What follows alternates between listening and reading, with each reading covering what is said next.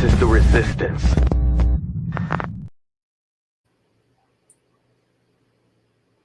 What's up, everyone? This is the Tin Man with the Worldwide Resistance Network. I am your White Rabbit, taking you down the rabbit hole on this special election day. We are going to be streaming all fucking day. Thanks to Meth Monster Blue, the fictitious product that doesn't actually exist because we are not sponsored by anybody. I am footing the bill for everything that you see.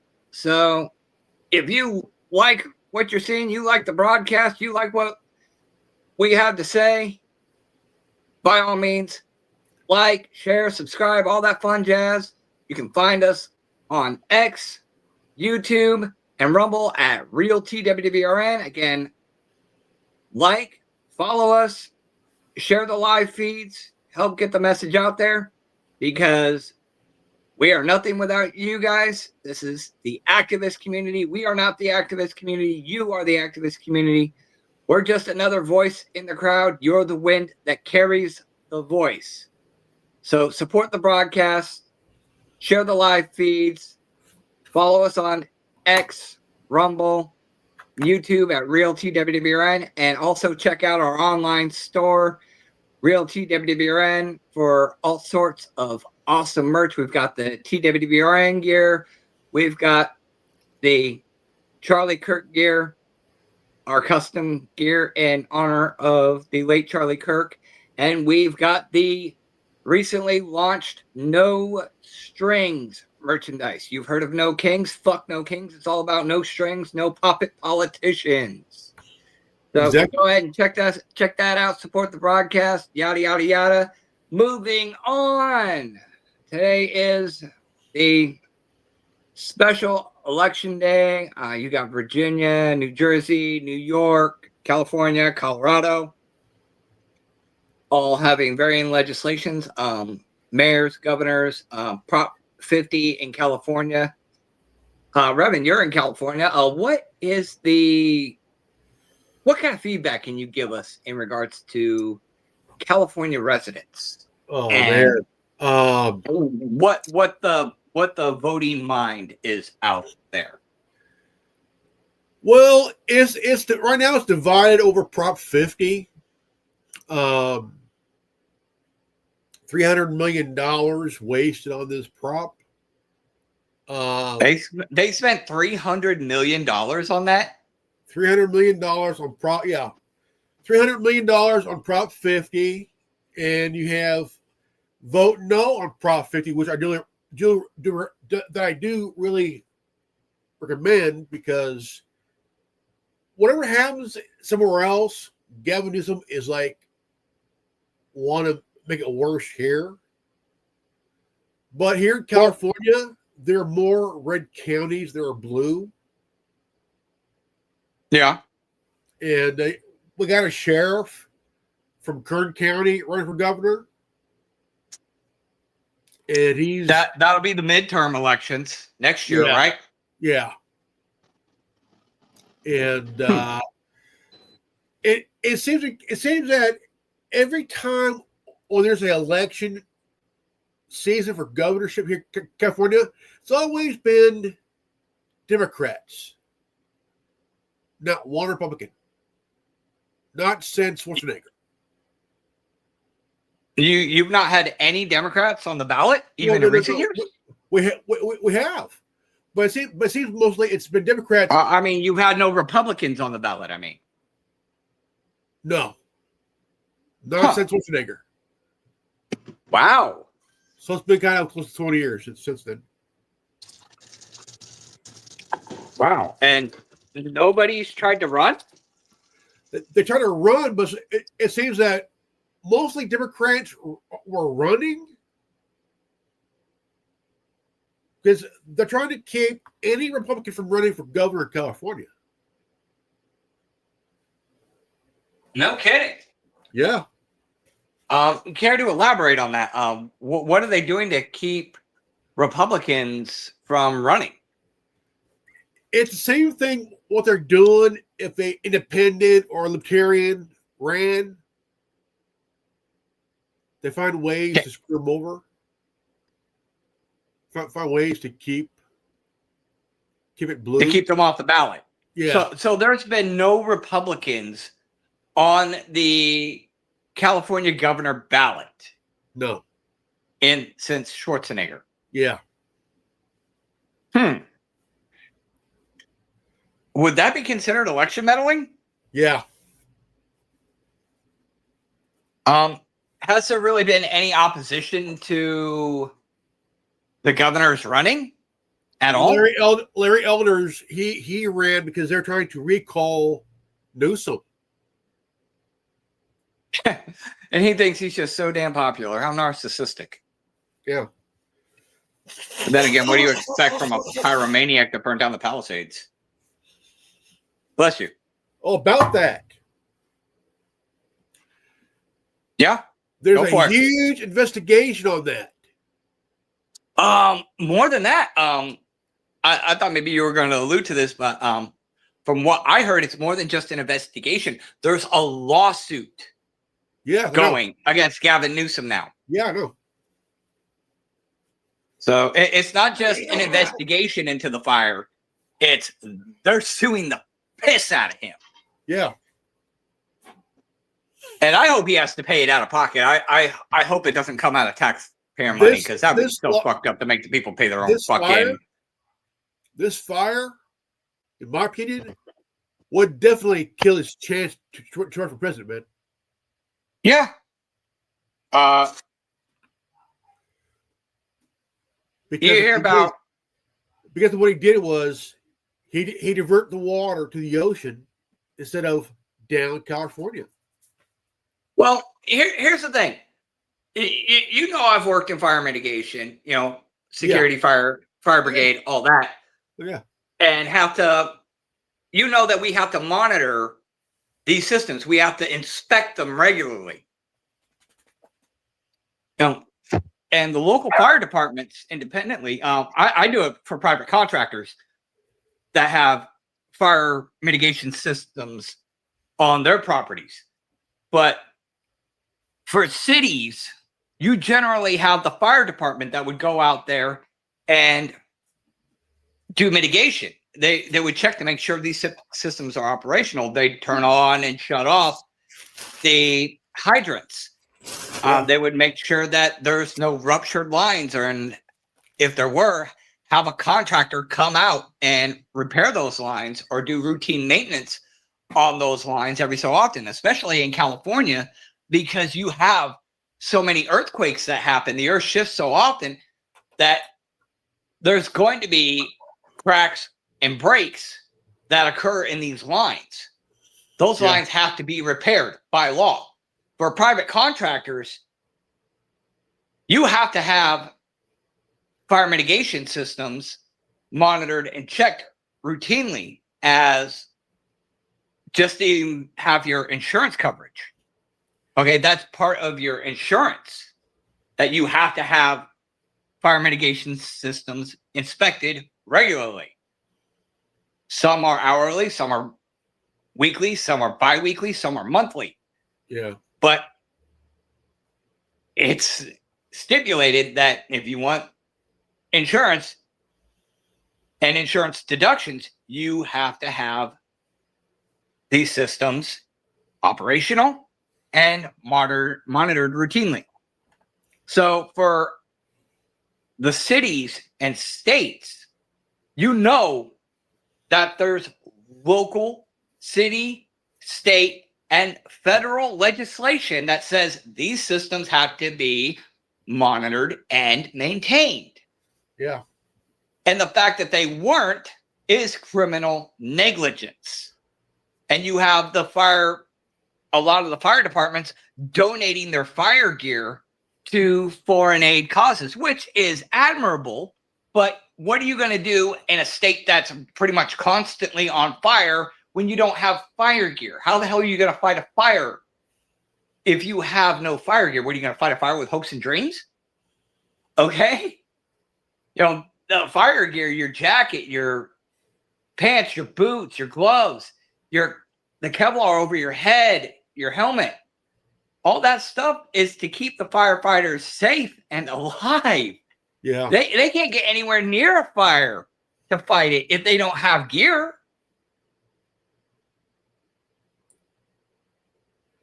They need all that gear to survive. I mean, again, the jackets, the pants, the boots, the helmets, the map, everything, the oxygen, everything, you know. Yeah. I mean, boots alone cost several $100s. And you figure you brought up the oxygen tanks, the SCBAs. Okay, those have to be maintained and inspected and tested routinely as well.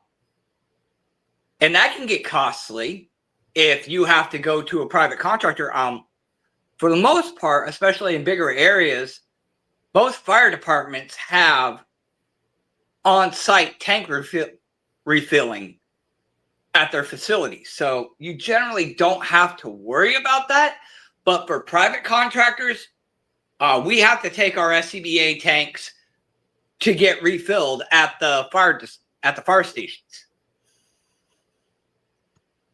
Yeah. And you know, that can get costly, especially if you have to go through a private contractor to get tanks refilled, because you have to test those systems. I actually had an incident a few years ago where we were doing SCBA tests and the tank ruptured on my back.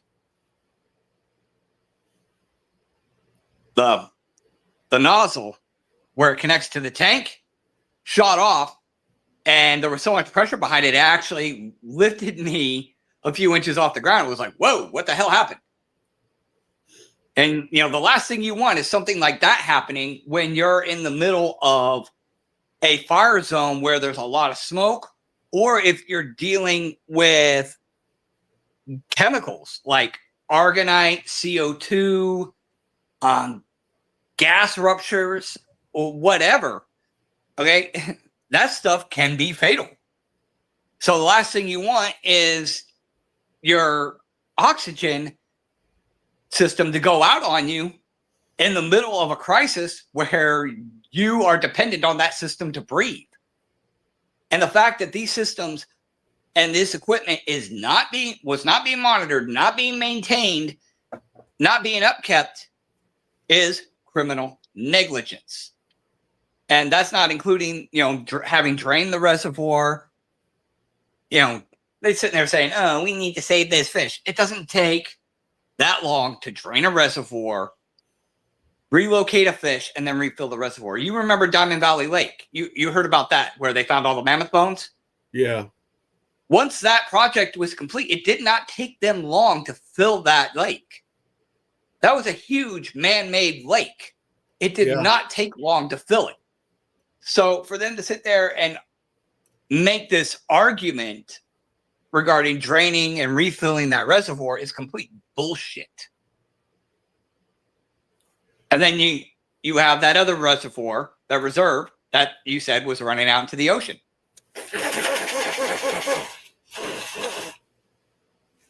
Oh, that made a weird noise. Bless you again. Got a cold going on, brother? Yeah. We got a lake here in the Central Valley. Uh-huh. Lake Milton, which is a town underwater. Yeah. We have quite a few of those. Because they're man-made lakes, right? Yeah. Yeah, a lot of those systems are man-made. But even, you know, whether they're man-made or they're natural, these systems have to be maintained. They have to be at the rate. Because don't a lot of those water systems come in off the Colorado River? Yeah. So you have a continuous flow of water coming in from the Colorado Rockies. Yeah. So there is no reason to suggest that there's a shortage of water that can't be brought in to refill these fire mitigation systems and the reservoirs. Exactly. Yeah, so you have an investigation and a lawsuit going based on at least criminal negligence.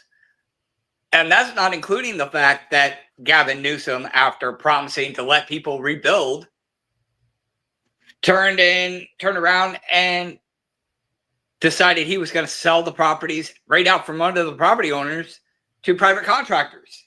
That's why he was talking to a bunch of real estate guys. Yeah. Sitting there saying that these families can't rebuild because of climate safety issues, change. but yet he wants to build townhomes and apartments. A few hundred people can't move back and rebuild, but you want to build structures that house thousands of people. Yeah. Climate change. There is no climate change. It don't exist. Never did. No. I mean, you can go back to the 1960s. Oh, we're going to run out of gas in 10 years. The 70s. Oh, there's going to be another ice age in 10 years. The 80s. Oh, acid rain's going to destroy all the crops in 10 years. The 90s. Oh, the ozone layer is going to be destroyed and we're going to burn to death in 10 years. 2000s. Oh, the polar ice caps are going to melt. And I guarantee you most of the Bush administration's still up there with blowtorches trying to keep the dream alive. Well, the thing is, now, the families that lost their homes down the Palisades, the governor wants to turn them into low-income housing by the beach. Yeah. Yeah. He wants to make apartments and townhomes. So several hundred people can't move in and rebuild their homes because of climate change. But Gavin Newsom can sell to private contractors and build apartments and low-income housing townhomes. Yeah. The fire wasn't there. And the people ain't buying that. Now, we don't know. The fires started in 5 locations, and one of them was near the Hollywood sign. Yeah. I heard that. And they arrested one guy. Okay, my question is, how can one guy set fires to each spot in one day?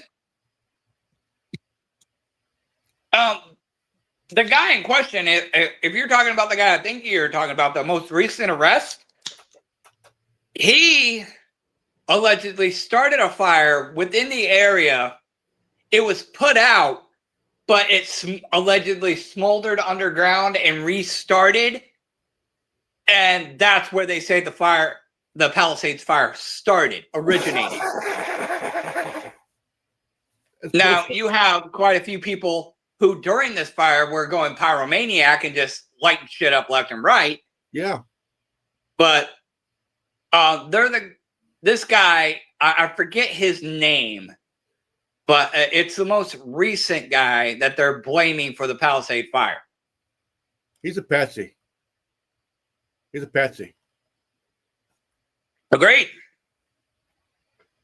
Because when I was watching, because I follow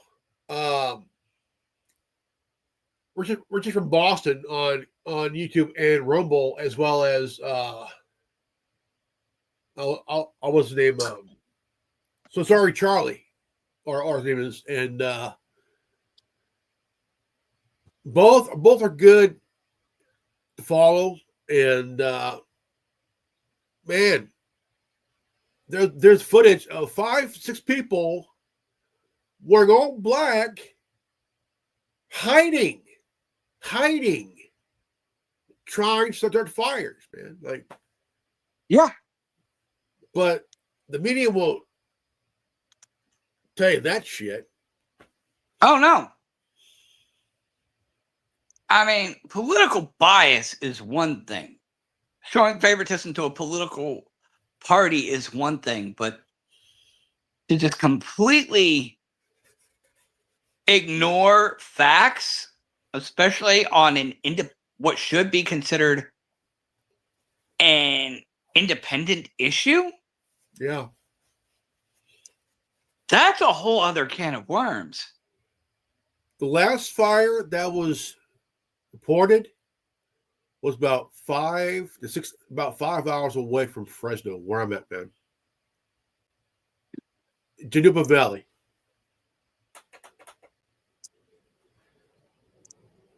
Janupa Valley, man. 5 hours away from here, dude. Even at that, that's fire can travel Not fast. not just that, but a military installation was broken into where 3 Humvees were stolen. And one of them was fully armored too, to the teeth. Yeah. Has there been any update to that? I don't know. I've been trying to look for that shit. Any updates? They stole 3 Humvees, 1 fully armored, bayonets, night vision goggles, medical supplies. Wow. That's nuts. Yeah. And they arrested an illegal immigrant wearing a firefighter uniform. Yeah, I remember that. But there's been no update. They don't know who stole the equipment. They don't know where the equipment is. No. There's been no sign of it. No. Wow.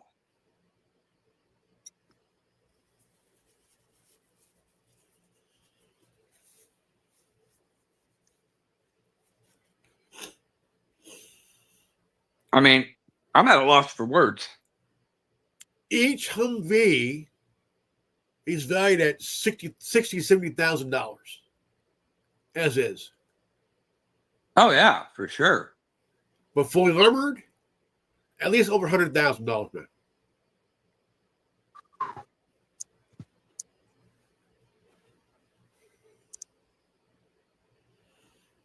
Okay. Just zooming in on these percentages right now. Currently we don't have any updates. We're probably not going to see any updates till later on tonight. Yeah. So it's going to be interesting to see how these polls play out, really. Yeah.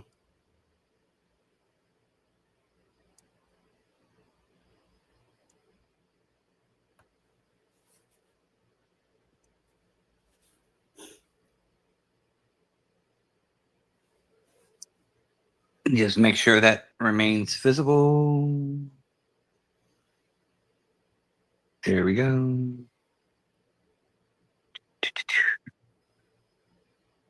And we have no comments yet, but we do have quite a few people tuning in. Feel free to join in the conversation, ladies and gentlemen. Today's topic, obviously, the 2025 election. You got a lot of issues on the table, such as Prop 50, the New Jersey governor, New York mayor, and to a lesser extent, in fact, let me bring it up. You got the governor for Virginia, governor for New Jersey. You also have the New York mayor candidates, so Ron, Curtis, and Andrew. You got ballot measure Prop 50 in California. If you're in California, vote no on that piece of shit bill. And you have on the Colorado ballot, retain express Prop FF revenue and Proposition MM, raise taxes for school meal programs. So feel free to join in on the conversation in the comments section and share your thoughts and opinions. Again, the best part about the roundtable is you are a part of the conversation. Yeah. If you're not, get the fuck out of here. Yeah, I mean, when I say you are the resistance, I mean it. Because any movement or any information warfare starts with the people. You gotta be fucking kidding me. What? I got a ballot, but it's only for Prop 50, man. Yeah, that's the only thing on the ballot. No governorship? What the fuck, dude? No, there is nothing on the California ballot except for Proposition 50, as you can see on the screen. That is the Prop only 50 measure that nuts. they are voting on presently. Prop 50D's nuts. Well, here's the thing. As you can see, no other state is voting to try to redistrict right now. No. California, because it's mostly Republican now, with only a few Democratic-run cities, wants to do redistricting to refavor their map in favor of Democrats, which is one, suppression of the populist vote, and two, they want an additional 5 seats in Congress because you have 219 Republicans, no independents, and 214 Democrats. So if they get 5 more seats, it's going to be a tie. You're going to have a stalemate in Congress of a literal 50-50 split. You're not going to make any sort of headway. And I think that's what they're trying to go for, is they're trying to have a stalemate in Congress. You know, aside from the fact that you need smaller government, not bigger government. They're trying to wipe out a lot of the red counties, man. Yeah, they are. But here's the thing. The majority of California, as you pointed out, is actually Republican. Yeah. Especially after Schwarzenegger and the way California has gone. California is a fucking shithole now. The cost of living is through the roof. They want to sit there and blame Trump for that. Okay? That has nothing to do with local, state, and county and city policies. That has nothing to do with the fact that you have an influx of migrants, many of which reside in California, having joined their families who were migrants from years and maybe decades prior. Yeah. I mean, we've had a big problem in California regarding illegal immigration, especially considering California is right on the border. You have San Diego on one side and Tijuana on the other. You go down to the border there, you will see the fences lined with white crosses representing all the people who tried to get across but failed and paid the ultimate price. That fence line is just lined with crosses as far as the eye can see. Exactly. And in California itself, you've had such an influx of migration that the demand for housing has gone up. And when demand is high, prices go up. Supply and demand. Okay?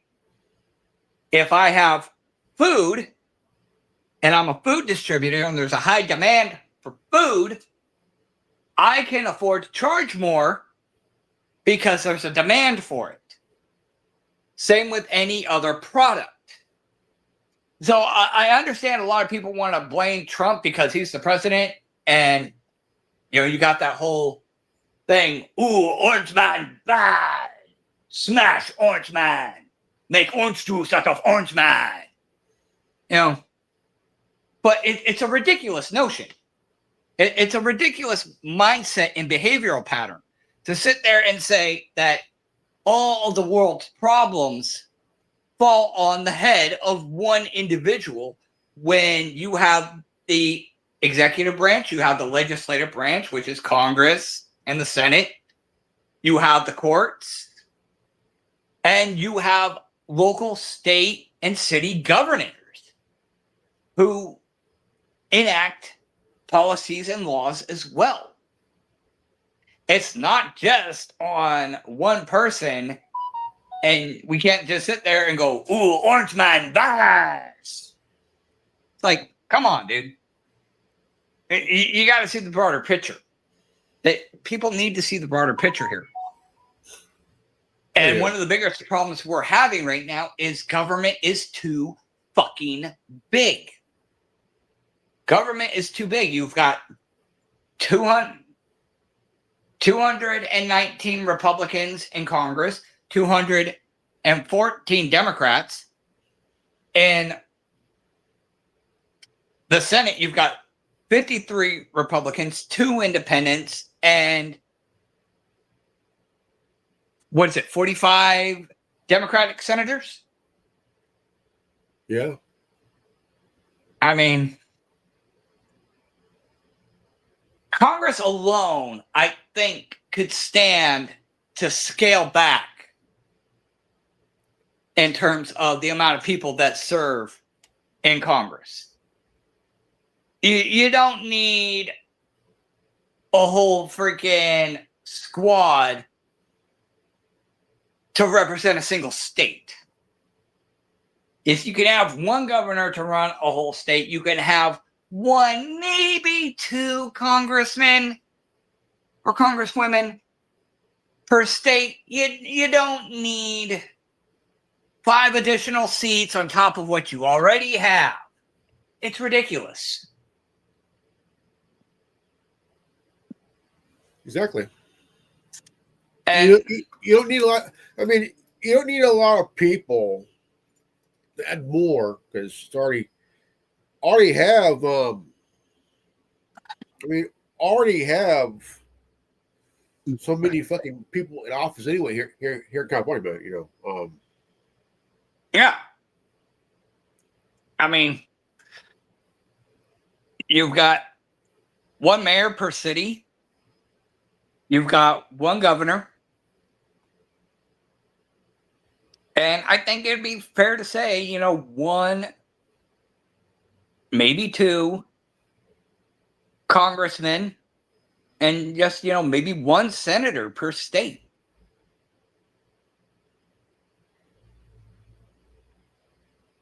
I mean, just kind of downscale it a bit, guys.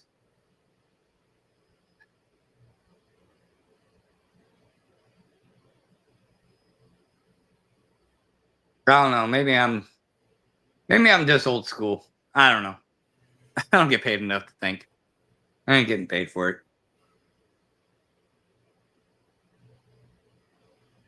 I did invite quite a few people on the show. I invited Louise, invited Axe, and Tommy Bird as well. And I even invited Lucid. Lucid might join us later today. He said he's at work until 5, but he might pop in.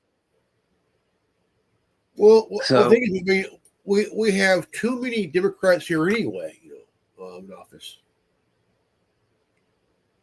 Well, it also goes back to what you were saying earlier, Revan, that there haven't been any Republicans who have ran for office since Schwarzenegger.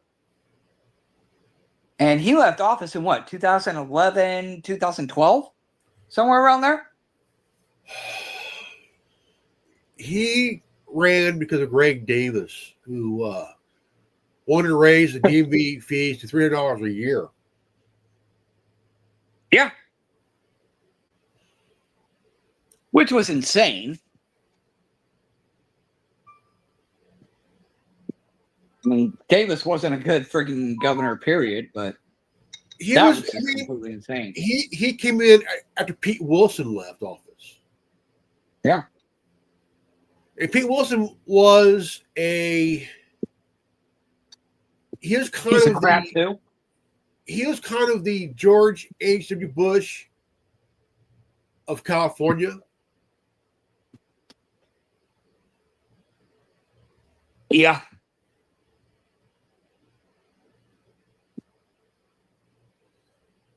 So he was not the best anyway at all.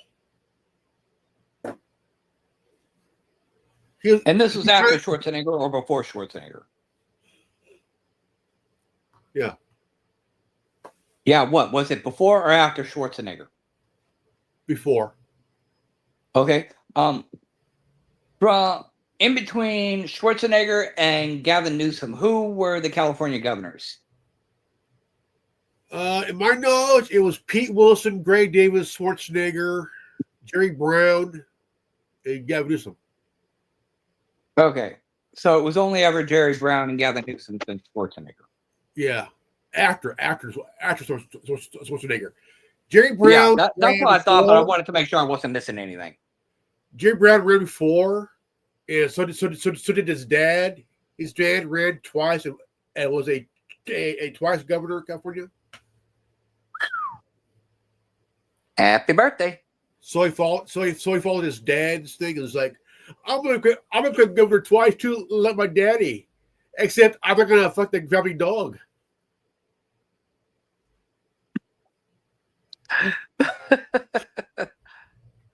Wow, bro. Wow. Yes, folks. Yes, ladies and gentlemen, I went there. And if you ain't happy, go fuck yourself. Yeah. You're never going to see election coverage like this ever again. No. We're probably going to be, if Democrats get back in jail, we're probably going to be in jail. Yeah. Especially you living in California.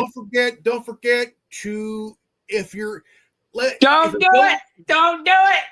If you're voting, if this was on the ballot, it'd be awesome to basically don't forget to spay and neuter your local neocon rhino progressive liberal. How do you have a progressive liberal? That makes no sense. You're pretty much just saying, hey, let's just chemically castrate everybody. And also on the ballot, if there was, let's not forget to neuter and spay a fascist, socialist, Marxist, communist. Boy, you're just trying to include everybody, aren't you? Yeah, yeah. Oh, don't forget the capitalists as well. You got to have the capitalists.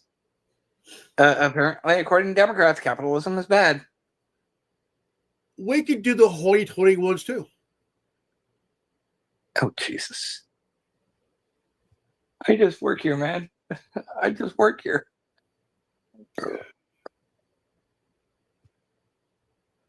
I wonder if my toy arrived today. Let me see if my toy arrived.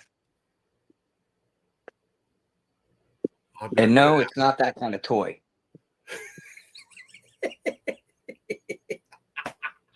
I didn't order anything from Rabbi Buttplug. No wonder the choir boys are running. No, that's Mr. Giggles. He's doing his own thing, man. Never forget Mr. Giggles, man. Gotta love him. No wonder they're running away from the vestry. Yeah. Something of chaos is happening.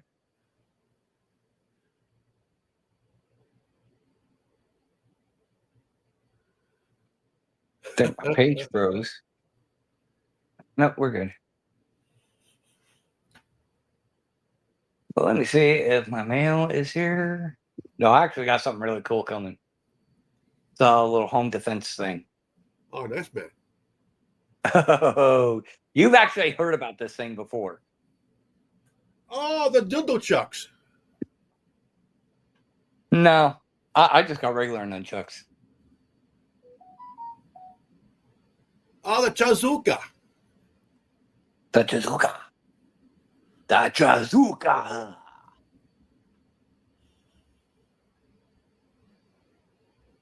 Go to my purchase. I don't want to log in.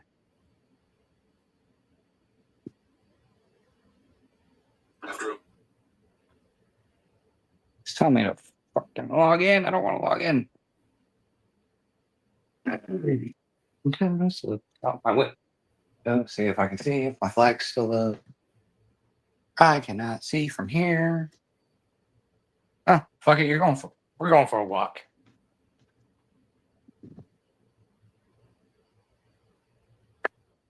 It might not be here yet. Mail is very sporadic here. Where do you want to take the conversation, man? Anywhere except Albuquerque. Well, Albuquerque ain't voting, so I don't think we got to worry about that.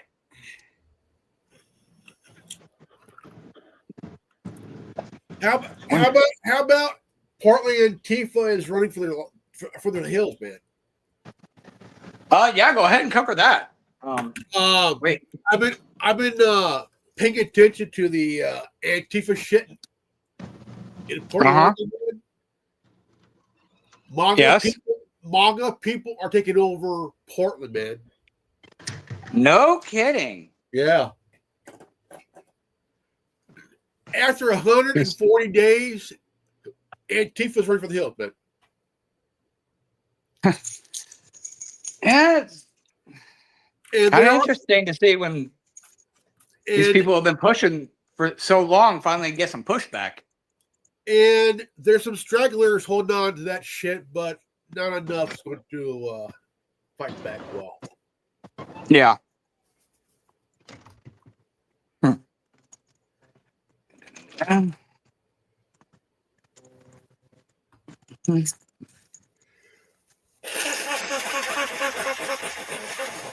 Oh, I thought you were laughing. I'm like, what the fuck?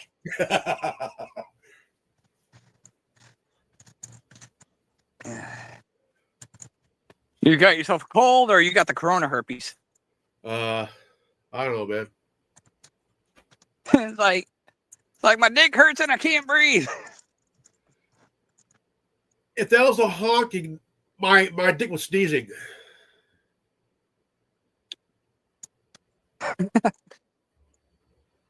Down, boy, down.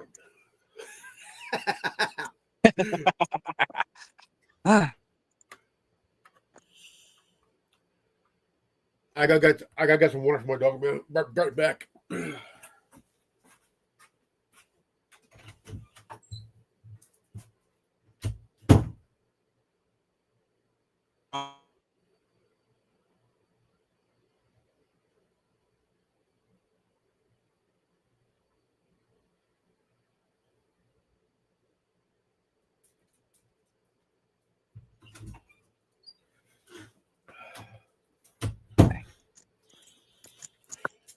Oh, I'm back.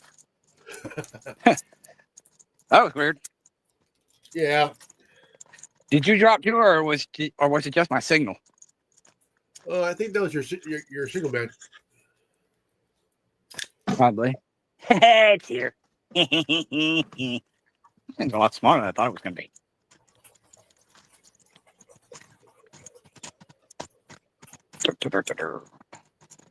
Yeah, I might cut it out again because I'm going back up the hill.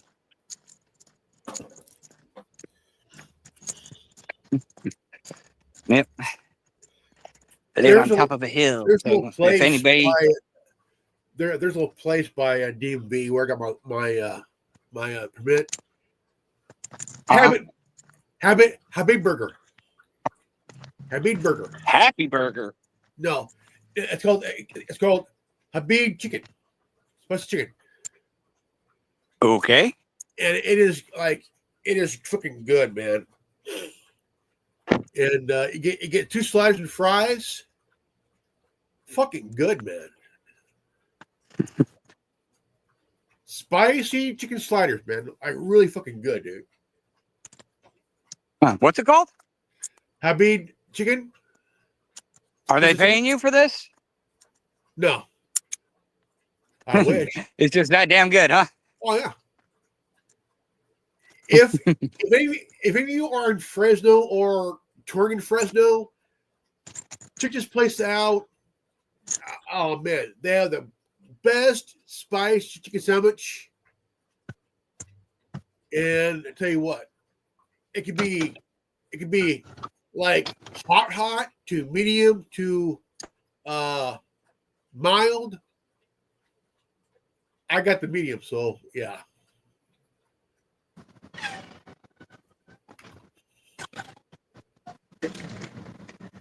Okay. Let's go open up my new toy.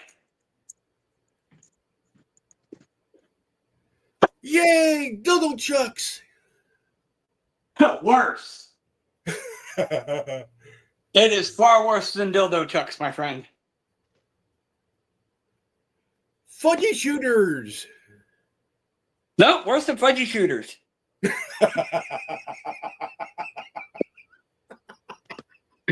Yeah, I can play this game too.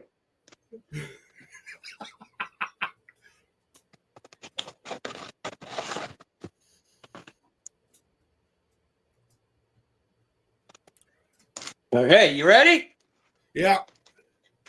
All right.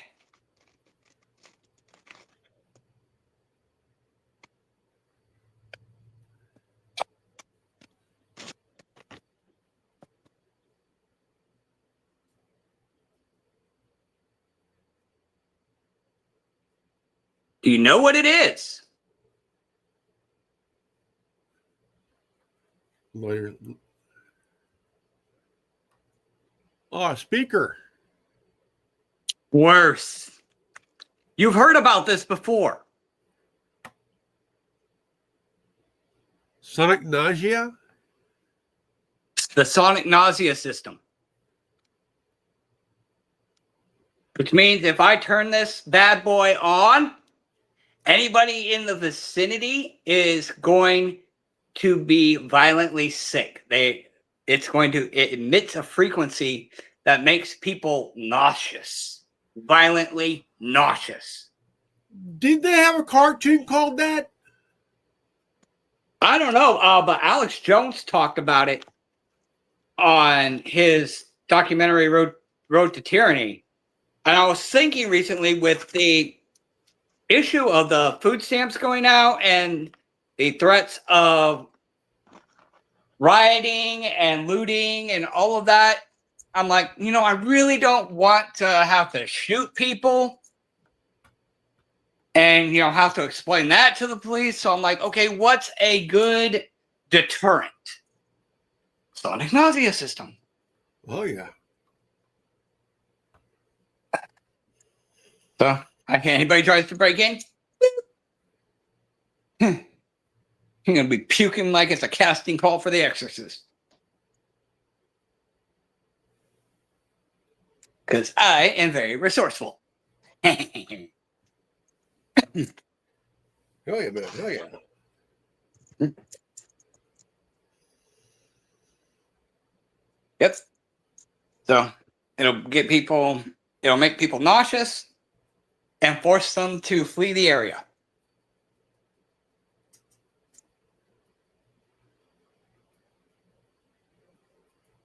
Nice little non-violent deterrent.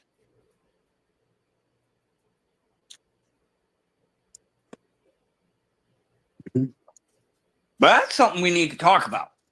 Oh yeah. The EBT shutoff. What is the news regarding that?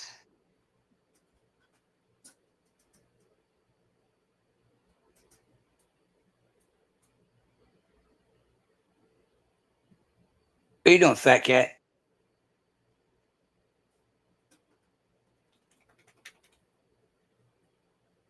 Well, let's check out some of the local news because I thought I saw something this morning about them going to actually turn the government back on and give Democrats what they want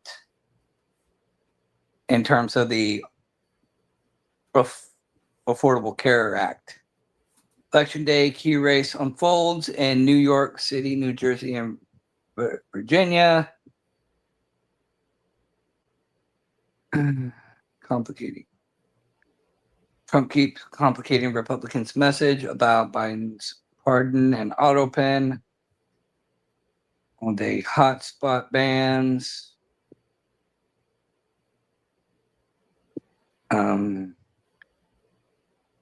Trump says he's withholding benefits until shutdown ends.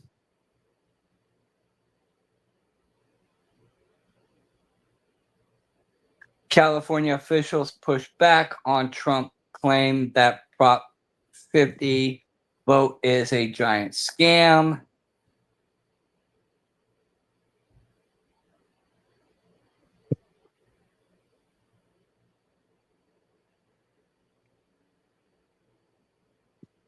I'm not seeing the articles.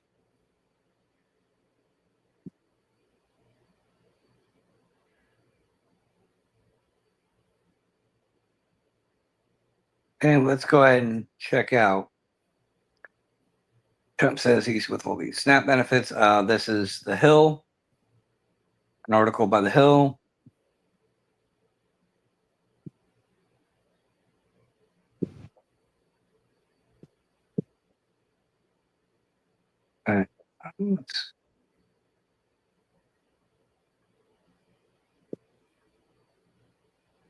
Roading. There we go. Share this tab instead. Okay.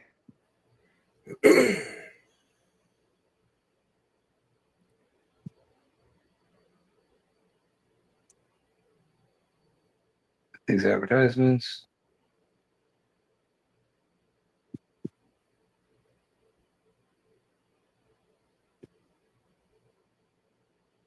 Orange man, funny looking. They take some weird photos of this dude. You know what's funny is that Newsom's like trying to be the West Coast version of Trump. The thing is, he ain't funny, dude. He ain't funny, and he looks like a damn psychopath. He follows like Trump did his memes, you know. Just I mean, the memes don't mean shit, but what it does, it pisses off the Democrats, man. And like, dude, Yeah. He's trolling you, motherfuckers, man. What is with my internet right now?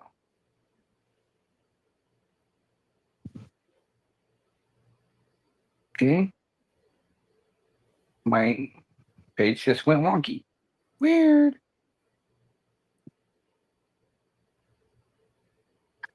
Okay, so President Trump signaled Tuesday he would be withholding supplemental nutrition assistance program benefits until radical left Democrats open up government. As many states grapple with a lapse in federal funding, Trump, in a post on Truth Social, wrote, SNAP benefits, which increased by billions and billions of dollars, manyfold during crooked Joe Biden's disastrous term in office, due to the fact that they were hazardly handled to anyone for the asking. Who the fuck worded this? Did Trump write this? Is this his post? Like, speak English, motherfucker. Okay. Apparently, most Americans don't speak Orange Man. Okay. Asking as opposed it's trolls, to, dude. It's trolls posing as article writers, man. You know. Okay. Yeah. Like, apparently, this is supposed to be an article on Truth Social that Trump posted. Okay, fast forward. SNAP benefits will only be given when the radical left Democrats open up the government, which they can easily do, and not before. A federal judge directed the Trump administration last month to use available emergency funds to keep SNAP benefits going. The White House said Monday it would not be tapping into other funds, calling it an unacceptable risk. Well, I would have to agree with that to a point. Yeah, you could tap into other funds, provided the funds are there, in order to fund SNAP benefits. But one, what happens when the money runs out? You know, eventually you're going to deplete the reserves, and if the government isn't open up by the time the funds are depleted, you're just going to be right back to square one. And two, if you fund SNAP benefits but not pay government workers, you're going to have a repeat of Occupy Wall Street. Now, we all remember when Obama bailed out the banks and the American people were like, he did what? That's exactly what would happen here. It wasn't Obama. It was Bush too, man. Yeah, but this Occupy Wall Street happened during the Obama administration. Yeah. He issued the bailout to the banks that triggered Occupy Wall Street because he bails out the banks and the American people go, wait a minute, Obama did what? It would be the same damn thing here. If you bail out food stamp recipients, but you don't pay government workers who have earned their checks, there's going to be some people pissed off. Now, I'm not saying one deserves it more than the other, but I'm saying if you show favoritism one over the other and you don't give each issue due attention and you show a bias towards one or the other in terms of aid, big problem. Okay, so I can understand where the Trump administration might be coming from with that. The administration said it would send out reduced SNAP benefits while noting the process to recirculate could result in significant delays. The White House noted the fund has $4.65 billion available for households, which is not enough to cover the full November benefits. So again, even if he were to try to cover it, he can't cover it in its entirety. There's just not enough money in the pool to go around. Benefits expect to cost up to $9 billion. Whoa. Okay, so you need $9 billion and you only got 4.65. Amid the confusion, the U.S. Department of Agriculture told grocery stores they were prohibited from offering discounts to SNAP recipients during the shutdown. Kind of curious as to why the hell that happened. White House Press Secretary Caroline Leavitt offered some clarification on the White House's plan for SNAP Tuesday afternoon, indicating that partial benefits are still slated to be sent out by with some delay. Eat penguin shit, you ass be longer. That's what she said. Yep. But she likes it. Robert Englund wants to play Freddy Krueger one more time. I heard about that. Okay, let's get back to the polls here. Let's see how we're doing on polls. I don't far. I perform an airstrike simulation on civilian territory. Say again? I don't far. I perform an airstrike simulations in civilian territory. Oh, wow.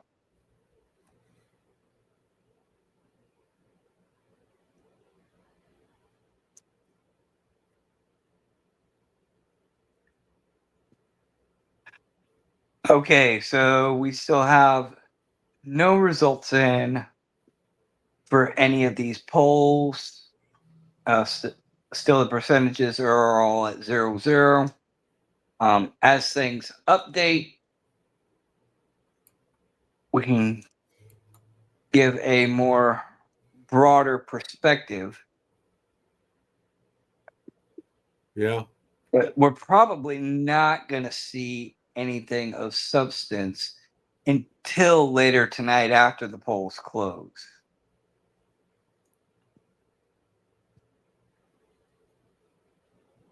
So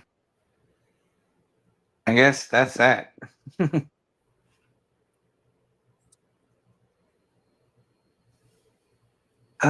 So do you have anything else you want to talk about right now, or should we just hang it up and Well, what we can do is we can leave do the this. polls open?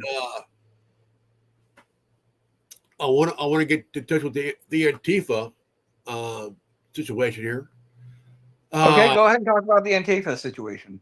Well, the Portland PD was getting paid off by Antifa to protect them. And the DOJ caught wind of that. And that's when they start sending in the National Guard. Oh, no shit. Yeah. And it got pretty bad because the DOJ investigated and they followed the money to several different charity organizations. It's equivalent to money laundering. So Antifa got busted for money laundering. Yeah. Big surprise.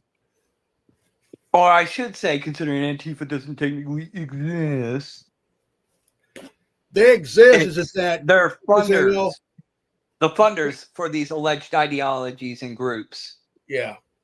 Are BLM pocketing some of the money. BLM, the FBI is hugely investigating them. Yeah, because of the money issue. $90 million in 2020. Where did the money go? Well, Cass Owens investigated Patricia Cullors over her buying 4 houses for what, $3.2 million? Yeah, she covered that in her documentary, The Greatest Lie Never Told. Or Greatest Lie Ever Told. Well, 8.5 went missing. It found out it was used to fund a transgender organization, strip clubs, a few other things. Why am I not surprised? Her brother was on a payroll, $800,000. Her baby daddy, $1 million. Hey, daddy. Should her mom and her sister on a payroll?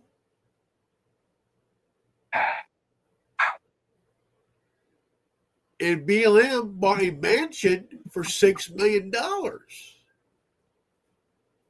Didn't the founders of BLM, like all 6 of those women, didn't all the founders of BLM, all those women, go out and use the money to buy up like multiple properties, including a fucking Freemason lodge in Canada? They tried that one, but they couldn't buy it because whether it's not used or not, whether it's used or not, it's still owned by the Freemasons. Yeah, fair enough. But an LA chapter wanted in on the action. No kidding. Yeah. And a guy working within the organization stole $10 million. $10 billion? $10 million. Oh, 10 million. Still a lot of money. Hooray, butt trumpet.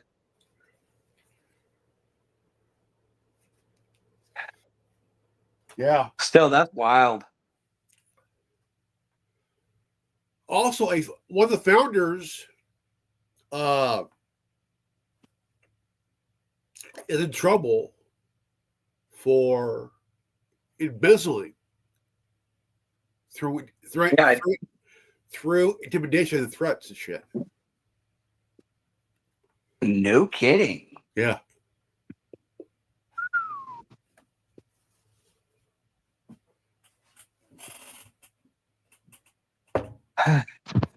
That's nuts. And it's all because of like they used George Floyd, his death, as the match that lit. Yeah, he was the poster child for the movement, and then all the money got embezzled. Like nobody connected to George Floyd ever saw a dime of that money, did they? Yeah. They gave him a kind of like a GQ funeral. They put him in a gold-plated coffin and shit. Oh yeah, that's gonna do him a lot of good. It's like, why are you like seeing a criminal who died, He had a knee on his neck. But the thing is, didn't they do an autopsy and it was found that he actually died of a fentanyl overdose? they did an autopsy and a toxicology twice. Yeah. And he was overdosing.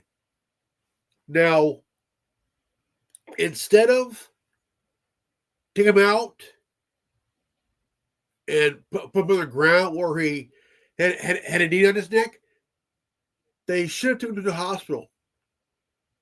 They should have Narcaned his ass first thing and foremost, because that's what you do when somebody is prospectively having an overdose. Is you hit them with Narcan, and then you flight them to the hospital. Yeah. Okay. He can still remain in custody. A person can still remain in custody while they're in treatment. Yeah.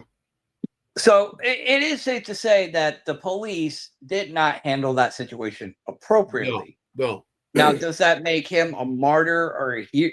Does that make George Floyd a martyr or a hero? I wouldn't say so. No. It was a tragic death that probably could have been avoided. I will argue that. Exactly. And at which point you would have to argue, it's like, what kind of training are these officers receiving when they don't recognize the signs of drug overdose or the appropriate response measures of handling a drug overdose? Yeah. But all that aside, even, regardless of whether he was a criminal or the circumstances surrounding his death, if we're focusing on the money and where it went with Black Lives Matter, you can say, oh, that's so great that he got a gold-plated coffin. What do you fucking do? What about his family and friends and the people he lived with? Exactly. They were all just kind of brushed off to the side. Like, nobody gave two shits. Oh, yeah. None of those people who were actually connected to George Floyd were at the forefront of this movement. None of them were even really recognized in terms of BLM in the movement. And none of them, I think, ever saw a fucking dime from the money that was raised off of the death of George Floyd. Every chapter that's on the website that questioned about the money or threatened that if you speak out about the money, your chapter will be removed from the website. There. If any of the chapters mention the money, they'd be subsequently removed. Yeah. At which point I would have gone and gotten a lawyer and be like, hey, we need you to look into this for us. At which point you got the legal system involved. The founders ain't going to do shit. They're going to be like, oh, but. The claims were, it was about the money was going to go for education, any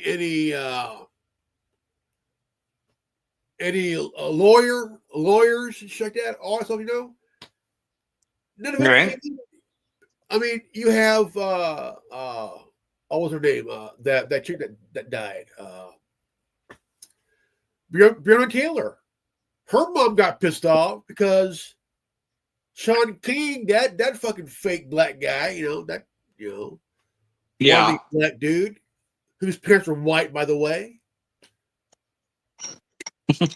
he got called out for being a race baiter, right? Yeah. And then she called out Black Lives Matter, the organization, like you're using the black community to make money. Yeah. And plus, Black Lives Matter was founded by a guy in Ferguson, Missouri. Yeah. And those three trifling, skanky cunts stole the moniker and the organization for the guy after Michael Brown died in 2018. Yeah. So Black Lives Matter existed long before George Floyd. It wasn't because of George Floyd. It was just hijacked by George Soros and the women who took the money and fucking made better lives for themselves. Exactly. Okay, did it ever help the black community? No. Absolutely not. Why would an organization called Black Lives Matter help the black community? Fuck's sake. And they want to say Trump is racist. I think Trump's done more for the black community than Black Lives Matter has. Yeah. See, that don't get me a fucking bullet for saying that. The Black Lives Matter movement is a scam. It is. Very much so. It's been a scam since 2018.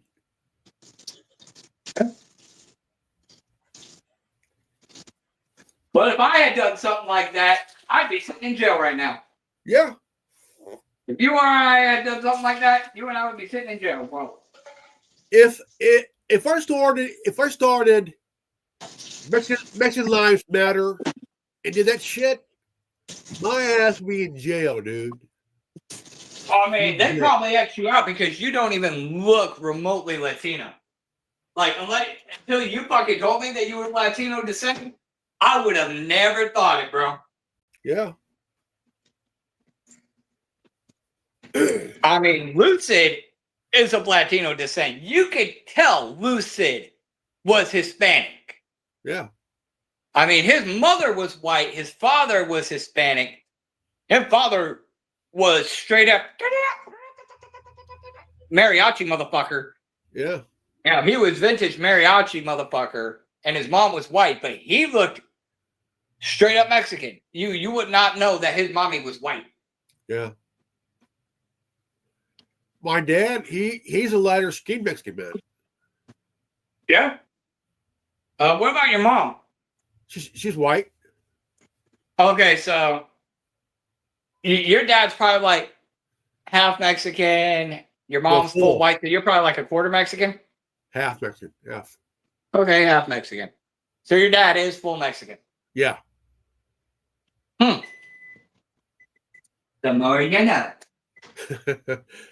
Now you know. Now you know.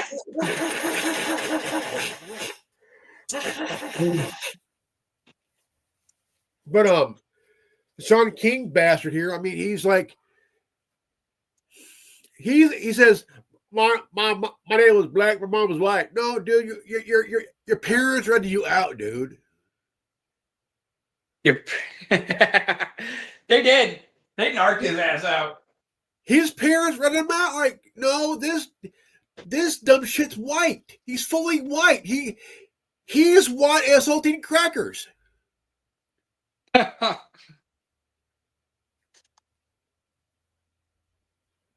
He's the other white meat. It's like, do you want white meat or dark meat? What do you want to treat, cat? I'm like, is that what you mad dog at me?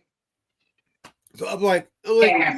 dude, you're like white as off-white paint, man. You're like eggshell white, dude. Like, fuck, man, you know. Quit crying.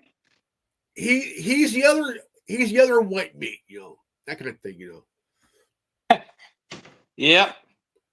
But if I pulled what those dumb broads did, dude, I would be sitting in prison right now for fraud, embezzlement, but every crime in the fucking sun. I'll be in prison for life. I'll be doing a Bernie Madoff sentence, dude. Yeah.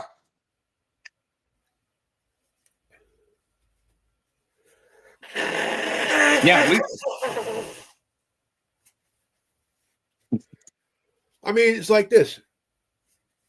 If you pull off, like, say, white lives matter, again, sitting in prison, dude, for like fraud. Man, like, dude. Yeah, it's like you had All Lives Matter, Blue Lives Matter. Watch somebody tries to freaking make a White Lives Matter organization. In fact, look that up. Just type in White Lives Matter. Type in White Lives Matter. See what you get. All right. Right, I'll do it. Let's see what we come up with here. All right.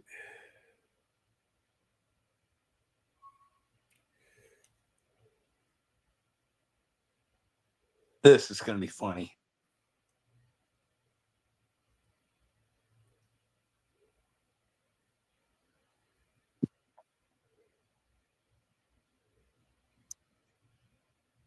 Okay, White Lives Matter, WLM, is widely identified by extremism experts and civil rights organizations as a white supremacist slogan and a designated hate group that emerged as a racist response to Black Lives Matter. Context and origin. Response to Black Lives Matter. The phrase originated in early 2015 as a direct counter-op to Black Lives Matter, which arose to protest police brutality and systemic racism against African Americans. White supremacist ideology, unlike BLM movement, goal of affirming Black lives with a context of historical oppression and inequality. WLM is rooted in white nationalist and neo-Nazi ideologies. Proponents of the slogan often used it to promote a worldview that white people are under attack, a white genocide conspiracy theory. Yeah, tell that to that little Ukrainian girl who got stabbed to death on that fucking bus. Tell it to Jamie White, whose killer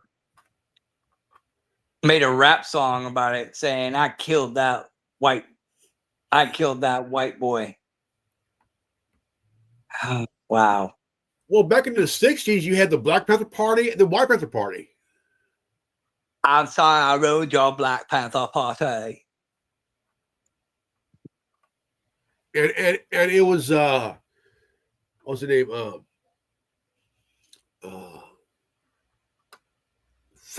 It was Fred Hampton that had the idea. Yeah. I just think it's funny, anything like pro-white is fucking racist. Oh, yeah. Thanks to the ADL. What is it? The ADL is a Jewish organization, that Jewish propagandist organization? The ADL, they're up there with the SPLC, the Southern Poverty Law Center and shit. Yeah. Well, is it the ADL that was like a specifically like pro-Jewish run organization? Yeah. Okay, so I am thinking correctly. Oh shit! I said the secret word.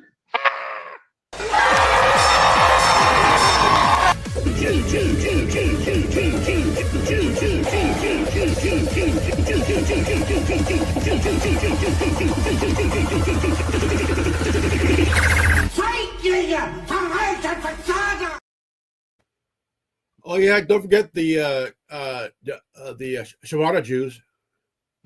Yeah. Yeah. Had to do it at least once an episode, right? Yeah. If only Connor were here. He missed it. He missed his opportunity. You have your Zionist Jews. You have your Chibata Jews. You had your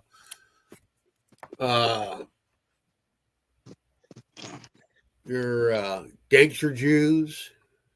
Yeah, but here's the funny thing though. Like last week, Alex Jones was sitting there going like, "Screw all you people with your Jew button. It's not all about the Jews." Blah blah blah. It's like, don't hate on me, Alex Jones, because I came up with the Jew button before you did. Don't play a hate.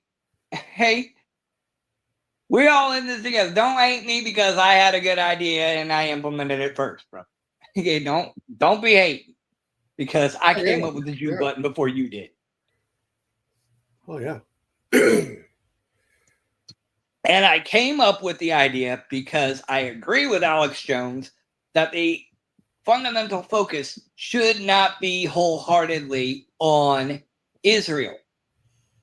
I'll agree with that. Which is why I created the Jew button to kind of poke fun at the idea that Judaism or the Jewish community or Zionism or whatever seems to always be at the forefront of the globalist New World Order conversation to the point that it's ridiculous.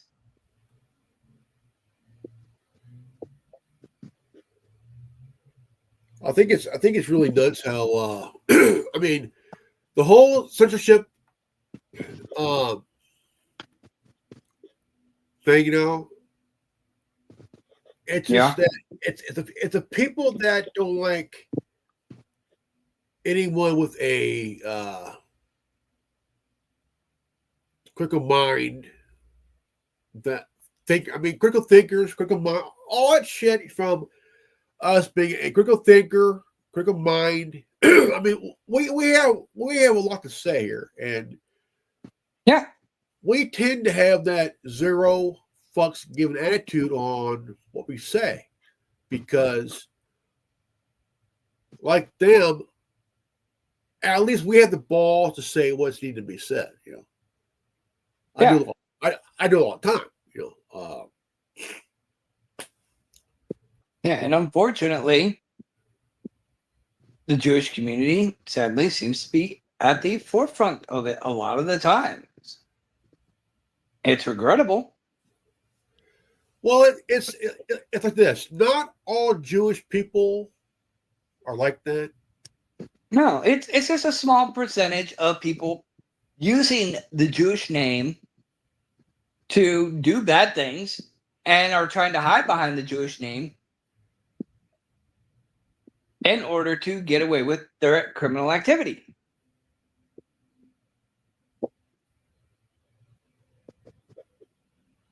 And it's pretty sad. It is pretty sad.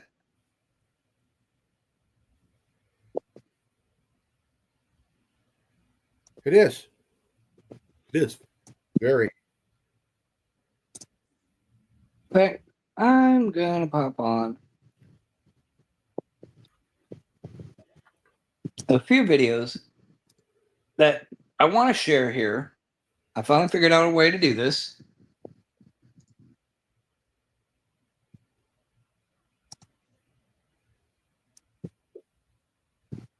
And I'm going to take this and we're going to go streaming to my computer so I can actually play these. You gonna be all right? Yeah.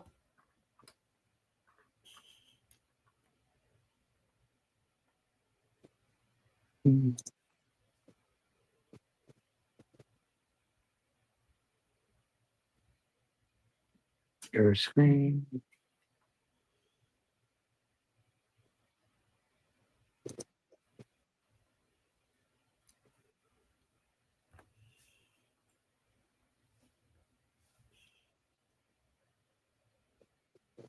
Okay, I want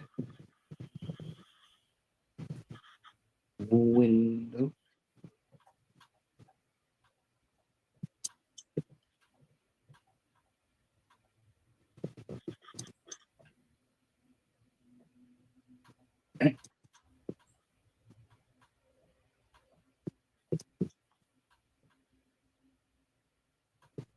Where is it?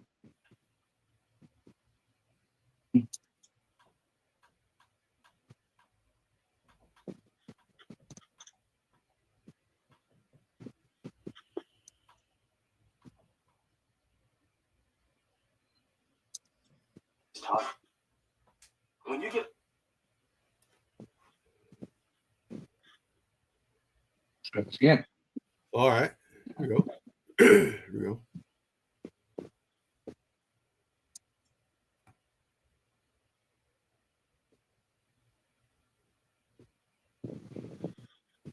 Why is there no audio?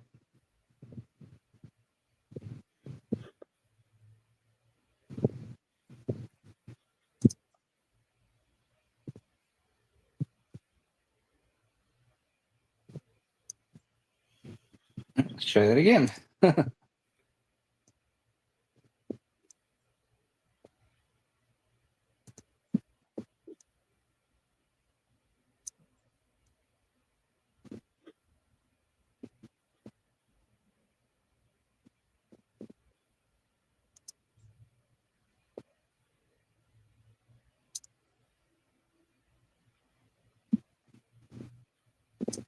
Excellent. There we go. Got it.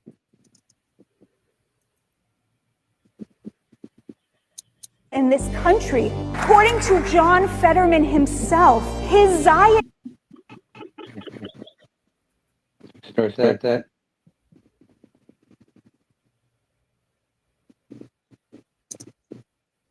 We built the labor movement. We wrote the New Deal.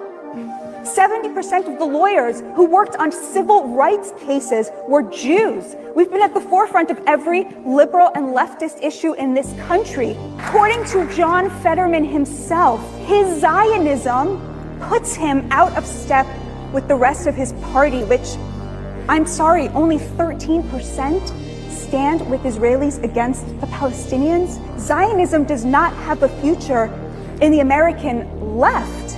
The Democratic Party's relationship with Zionism depends on whether it's willing to repudiate. So if you say it, you're a conspiracy theorist, you're an anti-Semitic, and you should be censored. But she's allowed to say it as a Jew, saying, hey, look, we literally built feminism, homosexuality, civil rights, integration with blacks, pornography. We did all that. You should love Jews because we literally gave you modern progressive liberalism, fractional reserve banking. We've made your homes unaffordable. We've given you a society you're not proud of. Jews built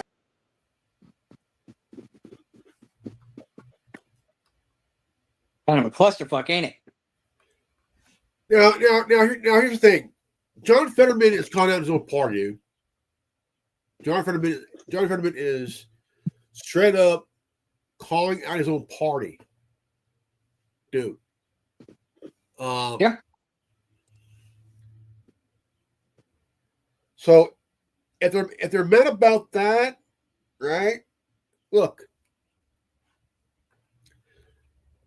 if you're calling out John Fetterman for his alleged Zionist shit, go fuck yourself. Okay, the guy, yeah, he's a Democrat. He beat out Dr. Oz. These nuts. Now, he had a stroke. Yeah, they went after him for that because he had a stroke.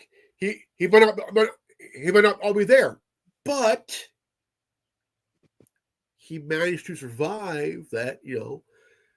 Now he's coming out with guns blazing, as in, you guys are like, you're in it for yourself, man. Yeah. You guys were the party of JFK. Now you're the party of the JFK. Nice. Like, dude. Nice play on words. The guy, they don't like it when their own calls them out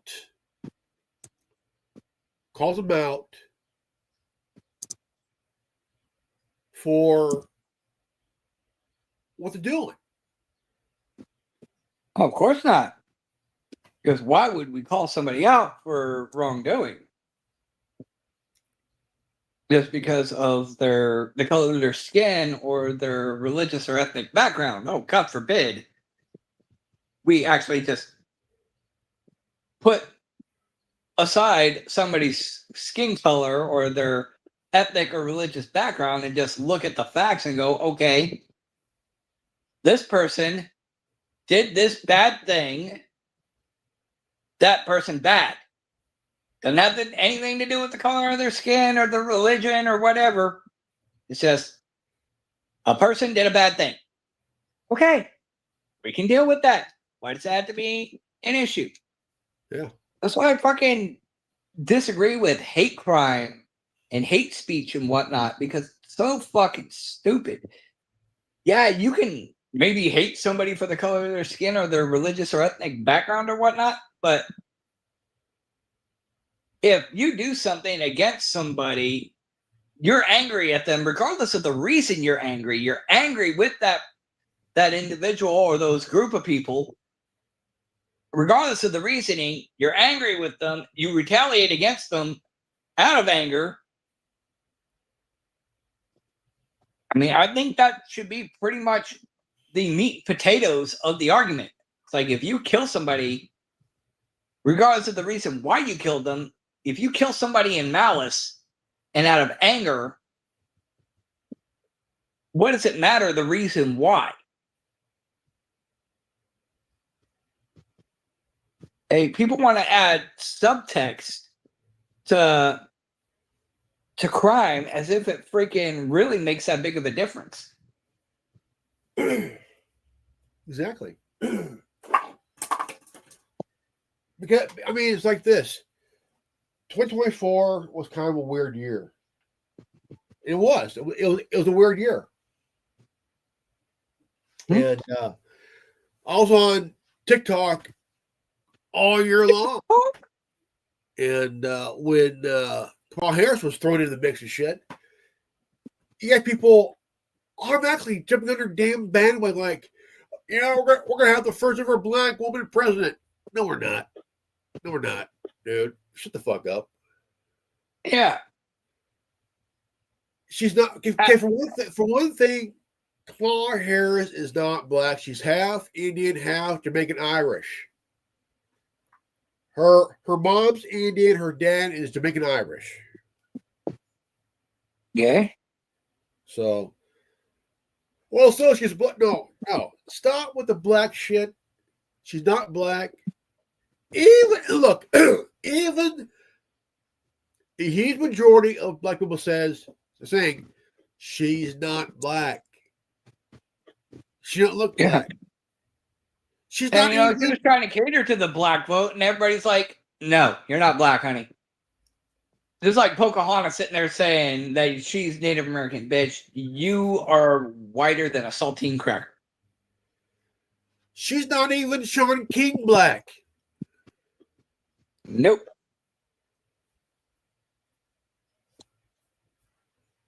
When I went on a live on TikTok, a guy asked this chick because she was like, "Who you voting for?" Kamala Harris. Why? Because she's black. She's black. She's like really like is there any other reason why you vote for her besides that? I mean, maybe her policies. I mean, does she have any policies? Yeah, it's like what are her policies? What is her political background and her history in politics? I mean, you look at her when she was an attorney in California. She kept I don't even know how many people she kept locked up on marijuana charges after marijuana was legalized. She kept people locked up. Yeah. Who had marijuana charges. No other charges, just marijuana charges. She kept them locked up even after marijuana was legalized. She worked to suppress evidence in a murder case that would have acquitted the man of murder. He was innocent. Yeah. The evidence showed it, and she tried to suppress the evidence in order to bolster her career. She was willing to sacrifice the life of an innocent man for the sake of her career. Now, leave the gender shit out of it. The fact that you are willing to sacrifice another human being on the altar of furthering your career, fuck you. You ain't never getting my vote, bitch. No. Plus. And anything you support, I'm going to rally against.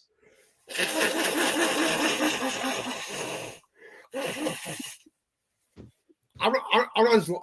I'm on this other live, right? Uh-huh. I went on this one live.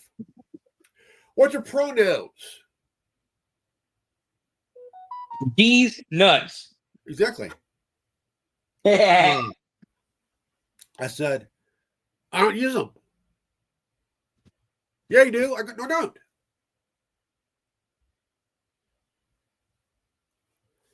And I go, ladies, let me teach you something. What? What? I was like, I go, What was this podcast? it was on TikTok. Okay, like whose podcast? Some chick. So you don't even remember, or you just don't want to say? It was mostly broads. That really narrows it down, bro. Yeah, pretty much. Yeah. Yeah, that really narrows it down. Well, You don't have the name of the podcast you went on? You went on a podcast, you don't know the name of the podcast? No, I usually forget. How convenient. Yeah, I know. Yeah, I'll call you out on it. I'll call balls and strikes, brother. Well, one thing is like you know, they throw out all these terms like, what's your pronoun? Like, I don't have one because I don't use them. Never did. You know. Wow. I'm in a generation where we didn't use pronoun, man. We just talked the way we do. Yeah. I'm a dude. She's a dude. He's a dude. We're all dudes. What does she want? What does she want? Uh-oh. Hey, Ma. All right. I'm back, man. I'm back. All right. You're back, or you will be back. We'll be back. Okay, why don't you go ahead and step out for a while? We'll go ahead and do a hiatus on this. We'll continue to leave the stream open All right. so that people can watch the polls. Maybe we'll start to see some results soon. Okay. It's about what? 1 o'clock, 1:30 your time? Well, it's already 1:30 here. It's already 1:33 here. Okay, so it's probably going to be a hot minute before we see some results. So why don't we go ahead and we'll come back later on. We'll just continue to leave the stream running so that people can watch as the results come in, when they start to come in, whenever that happens. But we'll be back later. All right, man. All right, like. Like,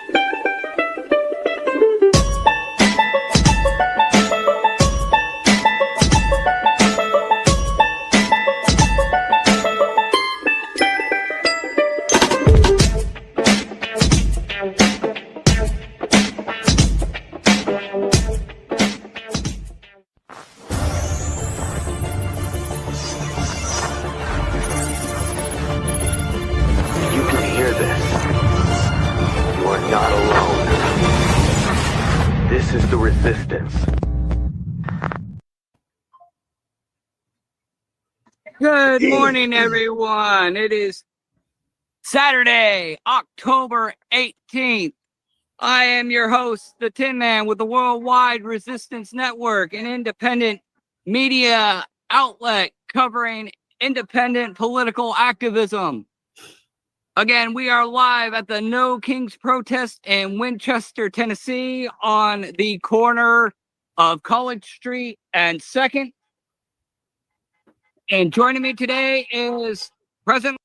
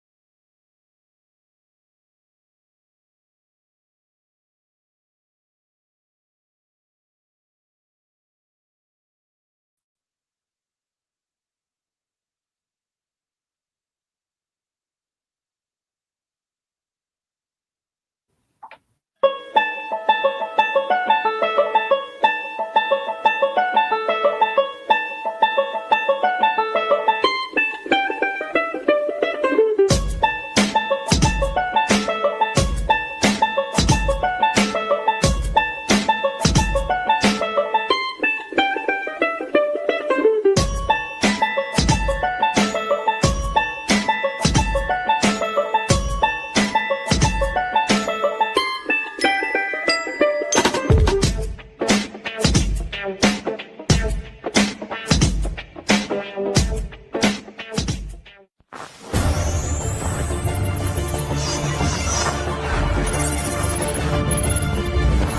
hear this. You are not alone. This is the resistance. Good morning, everyone. It is Saturday, October 18th. I am your host, the Tin Man, with the Worldwide Resistance Network, an independent media outlet covering independent political activism. Again, we are live at the No Kings protest in Winchester, Tennessee, on the corner of College Street and 2nd. And joining me today is presently Reverend Ordo from the California area. Reverend, how are you doing today, my friend? I'm doing good, man. I've been waiting for this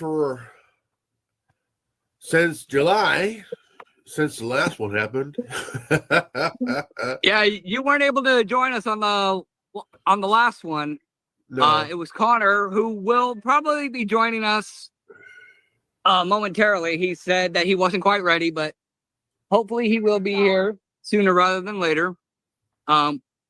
So we'll be able to get a bit of international perspective from him, and possibly even our friend Louise from Scotland. She can give an international perspective as well if she decides to join. We interviewed her about a week ago, and she's become quite the activist as well. I'd say she probably maybe more less conservative and more liberal in her terms of ideology and where she lives. So it would be interesting to get a perspective from her. To anybody tuning in, comments are enabled, so feel free to join in the conversation, share your thoughts and opinions. This is a roundtable discussion. Again, today we are covering the No Kings protest. This specific protest is in Winchester, Tennessee. One of the smaller protests, but we definitely want to get people's thoughts and opinions on the varying issues that are of concern, how people view the potential outcome of this event, if it's going to just remain peaceful protest under the Constitution, or whether it's going to turn violent as suggested by the John Podesta plan of 2020. We want to get everybody's thoughts on that. But Revan, why don't you go ahead and give us some of your thoughts? You're from California, a very liberal, pro-left state. What is the atmosphere there for you, my friend? It's like every day, you know. People just try to live their life, go to work, just go to work, go to school, run errands, whatever they need to do. And yeah, California is a pro-left state, and counties are mostly red since last year. Yeah. Yeah, we got the crowd chanting "No Kings" right now. But what I don't think a lot of people, especially those on the left, understand, and kind of give me your California perspective on this, Revan. The Constitution would never allow for anybody to circumvent the Constitution and the Bill of Rights. Yeah. And run for a third term, or even become a king in general. There's never been here in the United States. There's never been never had a king, never had a monarchy, never had a parliament.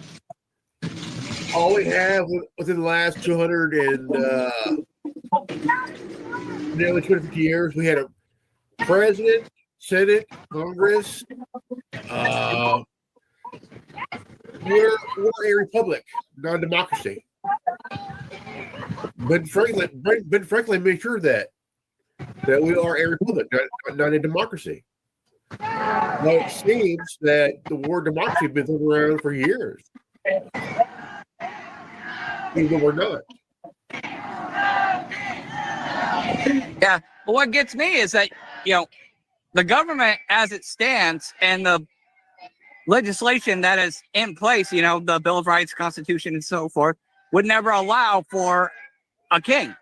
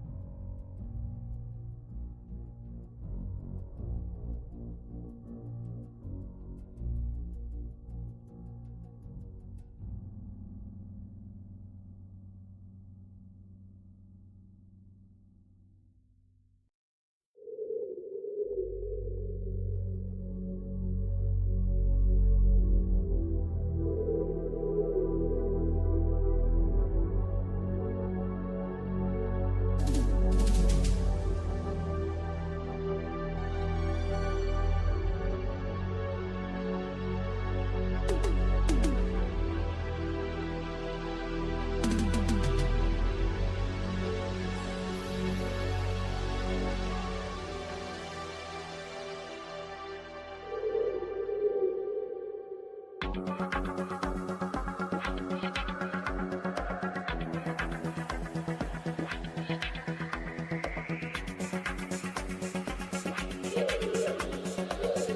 the voice of Light Industry 2000's microprocessor.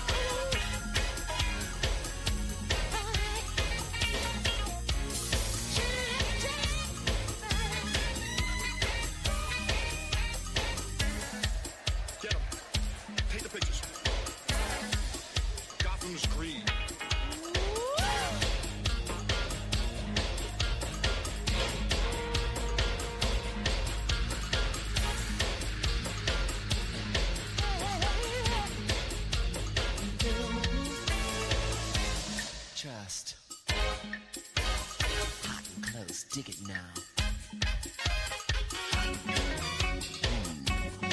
That feels good. Trust, what do you love? Trust, what makes you real love? Trust, I put this question to you 'cause I want you to be with me.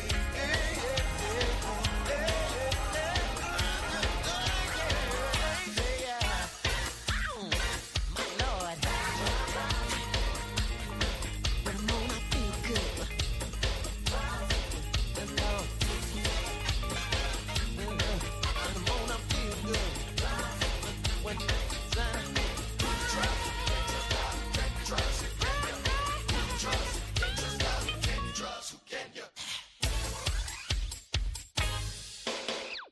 come and see. Just what do you love? Trust what makes you real love. A trust. Put this question to you 'cause I want you to be. Wait, watch out with me. Liu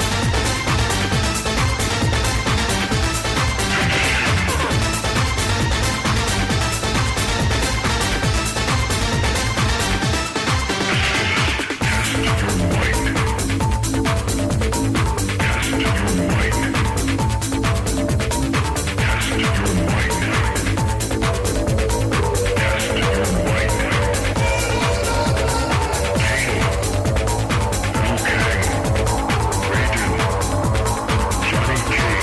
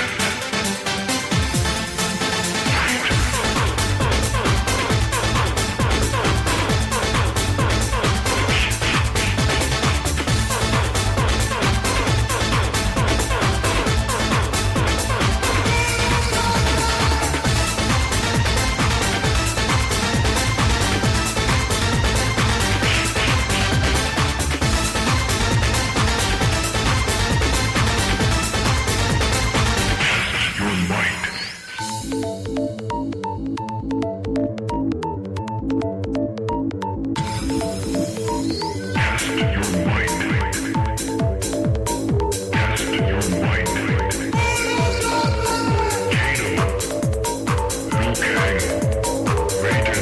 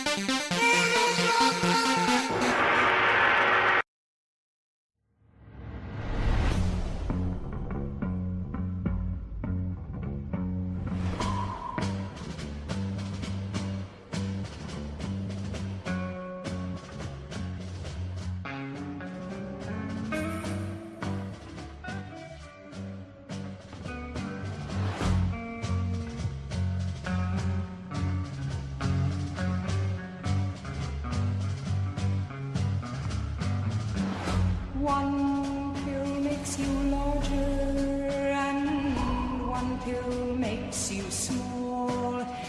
And the ones that mother gives you don't do anything at all. Go ask Alice when she's 10 feet tall.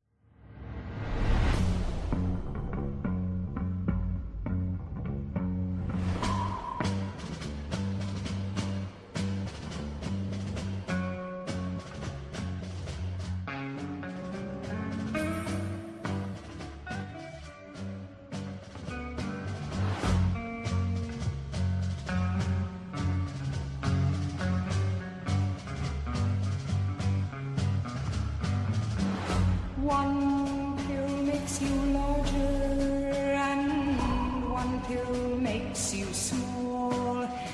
And the ones that mother gives you don't do anything at all.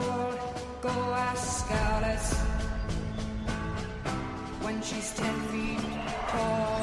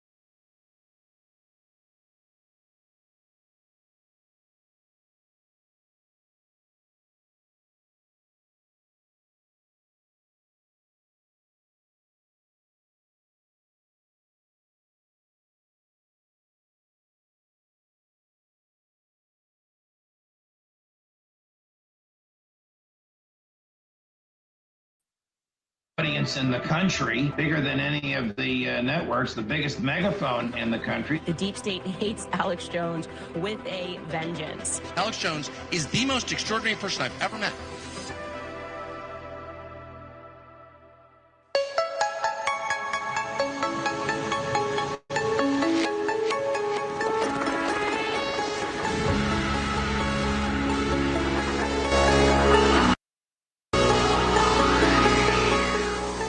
InfoWars, tomorrow's news today.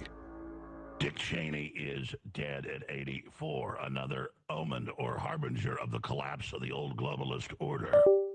Bomb threats are being called in strategically in New Jersey and other states in key Republican precincts and so much more. This is a massively important election day.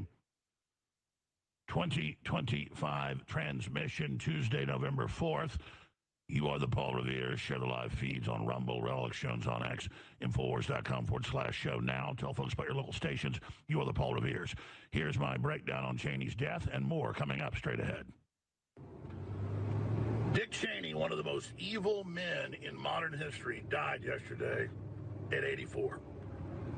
And whereas I don't really like to ever celebrate anybody's death, this is just another bellwether sign of the old, evil, neocon globalist establishment dying and passing away. His daughter being thrown out of Congress with the lowest approval rating ever in the low 20s is just emblematic of humanity rejecting their evil.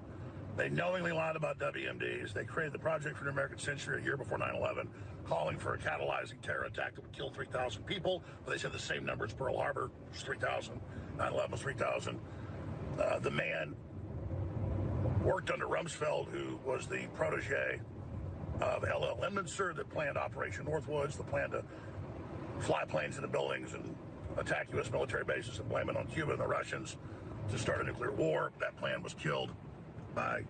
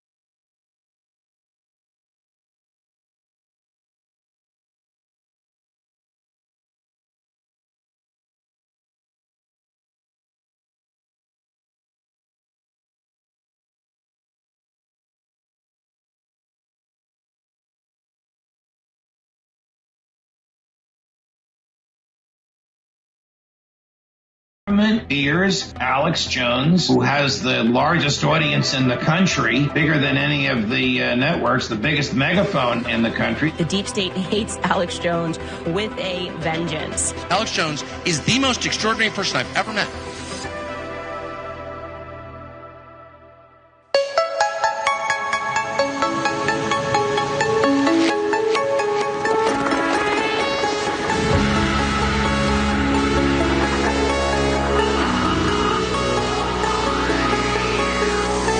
InfoWars, tomorrow's news.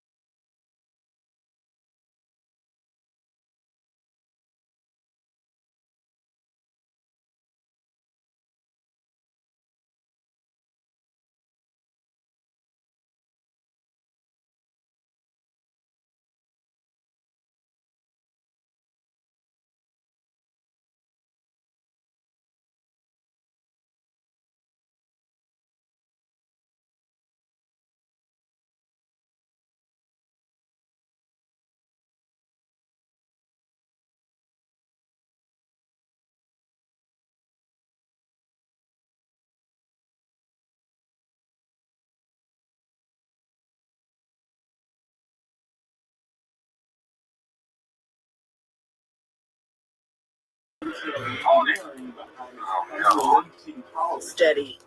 And we're back. But only if you let them have it. And this is the longest stream we've ever done. Can you hear me, Reverend? Yeah. Okay.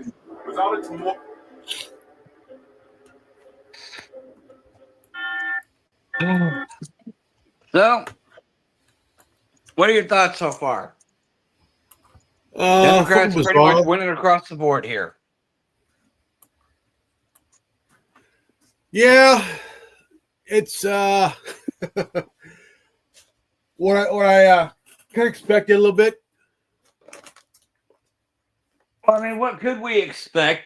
What else could we expect when voting machines in Republican areas go out, bomb threats in Republican areas, and missized ballots are a factor in these elections?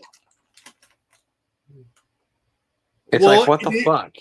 It only went one way, blue. Yeah. All day. Blue. And yeah, we're still waiting on the results from California. Coming back on right now, probably about the perfect time. In fact, let's just go ahead and blow that up. Yeah. 1019.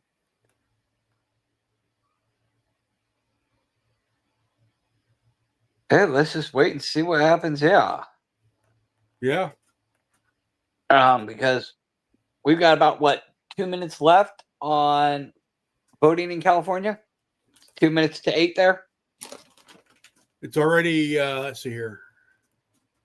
Yeah. Yeah, it's 7:58 right now. Yeah.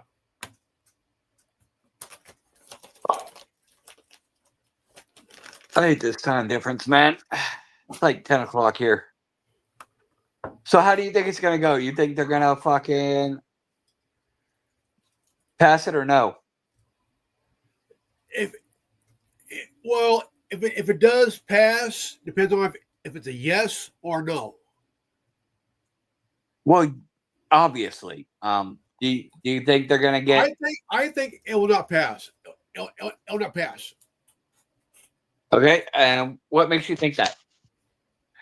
Well, the thing is,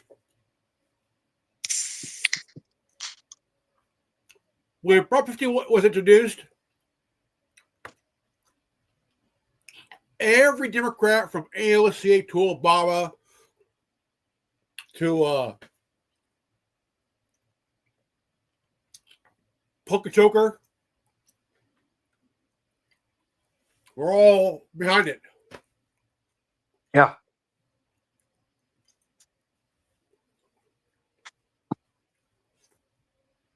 So, and that's interesting considering it's only supposed to be a temporary measure. But at what point, what's the point of doing a temporary measure when you're just going to have to redistrict again in 2030? Well, the thing is, the way I see it, is that they want to restructure permanently. Yeah, they want to restructure the map to favor Democrat voters. Yeah. That's how they want to do it. They want to restructure the map to where it's going to refavor Democrat voters over Republican voters. And Democrats are going to be the ones that redraw the map instead of an independent party. Yeah. It's not going to be independent parties that are going to redraw the map. It'll be Democrats who redraw the map, who are going to draw it in favor of the Democratic Party. They're going to draw it up in a way to where Democrat voters will have the majority over Republican voters. Yeah. Even though statistically, just by the sheer numbers, sheer numbers of residents in California, the majority of them are fairly right-leaning.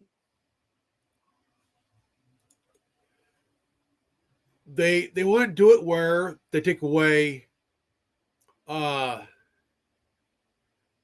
tiebreaker from the independents. Well, here's the thing: it's not even going to do that. You have they want to have an additional 5 seats in Congress. You currently have 219 Republicans, 214 Democrats in Congress with no independents. Now, if California gets these 5 additional seats, it'll be 219 red, 219 blue. At which point you're going to have a 50-50 split. Yeah. It'll pretty much just be deadlocking Congress. Provided they can pass Proposition 50 and fill those seats with Democrats.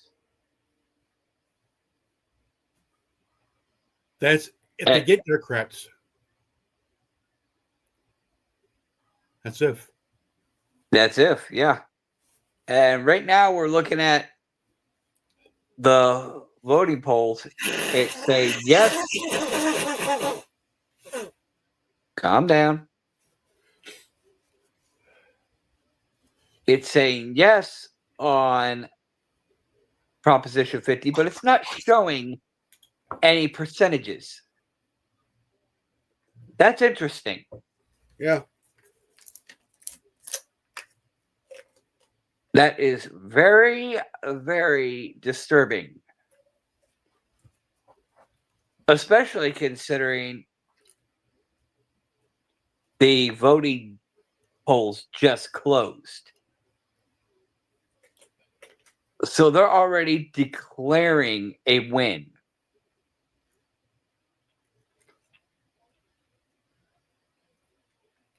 Whereas you look at the maps from earlier, correct me if I'm wrong, but it didn't highlight any particular party until after.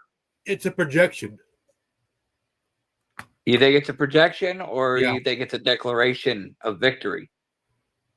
Projection.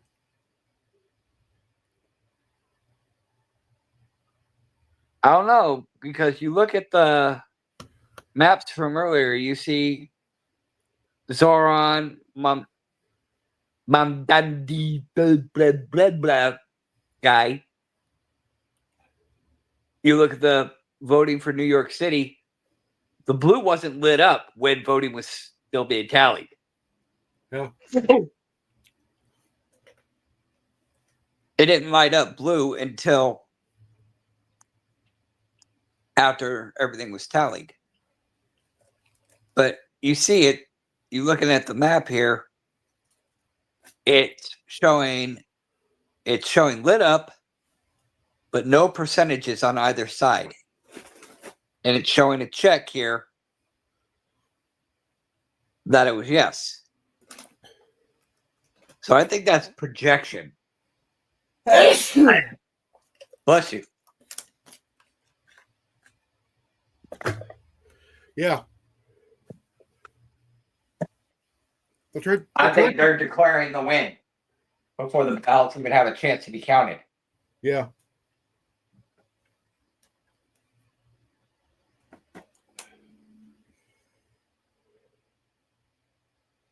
Now,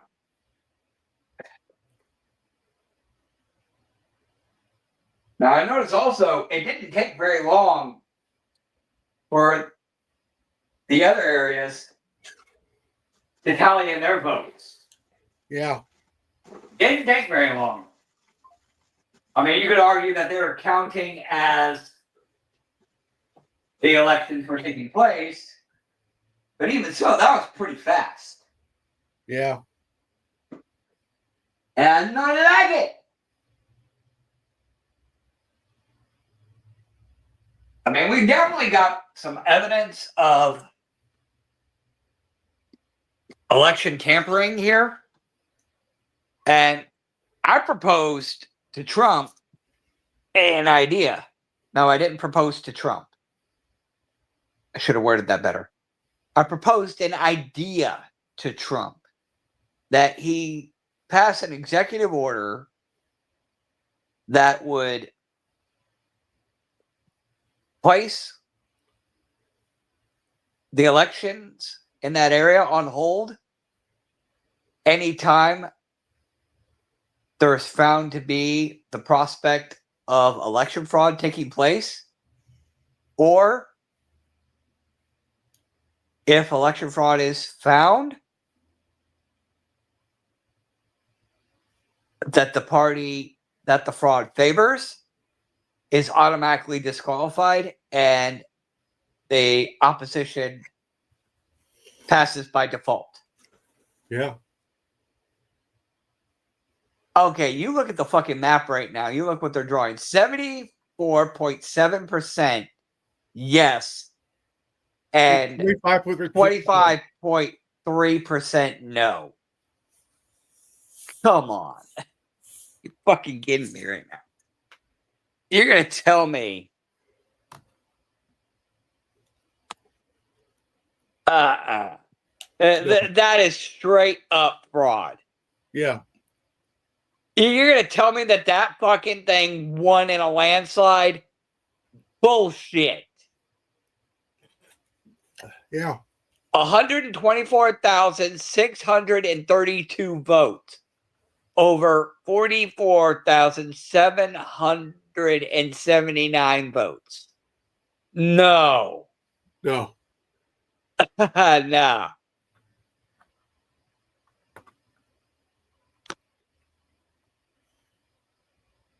I'm calling bullshit on that. Yeah. Me too.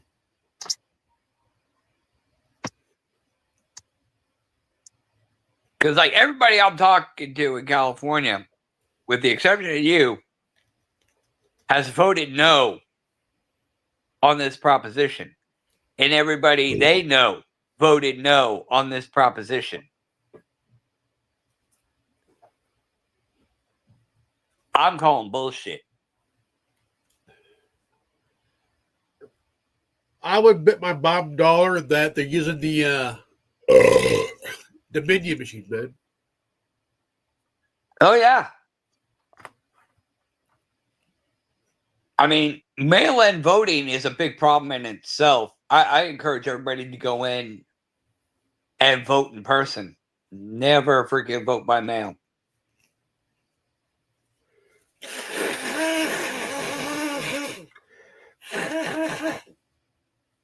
Yeah. Okay, now it's 73.6, and it's up to 26.4.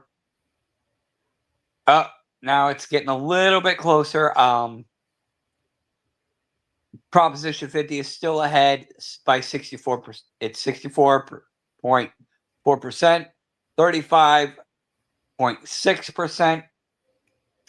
Okay, but they're still calling it. They're still calling it.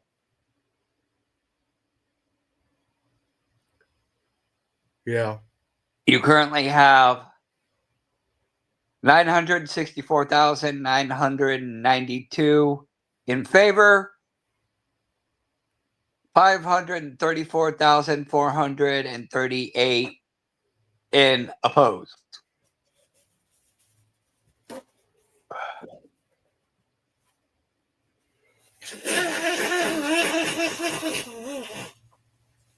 You don't say. Yeah.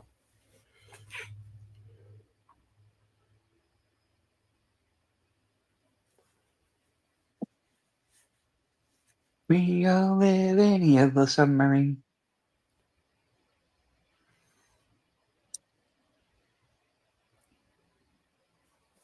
I wish.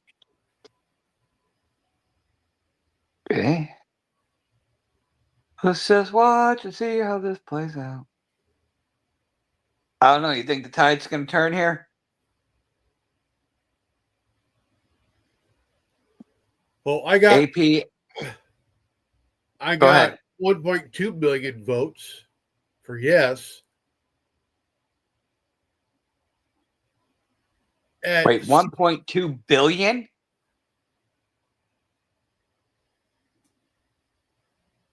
I can't see that. 62.8% of 1.2 million votes to 37.2% with 727,000 votes. No. Okay, so we're at AP estimate 22% of votes in last update November 4th, 2025 at 10:10 p.m. Central Time. Winner called. See, they already called it. Winner called November 4th, 2025 at 10 p.m. Central Time. They called it before they even counted it. They called the vote before they even counted it. Somebody get this to Trump. They called the vote before they even counted it. The polls were closed at 8 o'clock Pacific Standard Time, and they called it then. Winner called at 10 p.m. Central Time. That's 8 p.m. California time.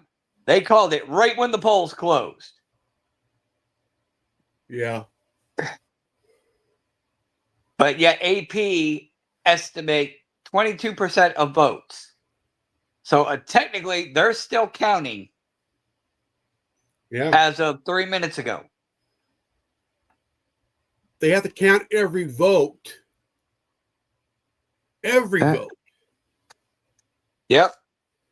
But for them to have called it before they even finished counting, that's a big no-no, right? Yeah. Bad little monkeys.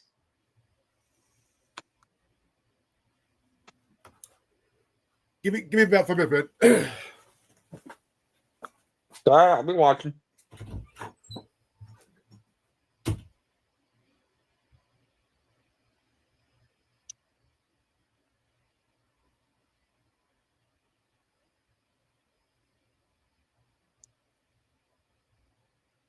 This is fucking insane.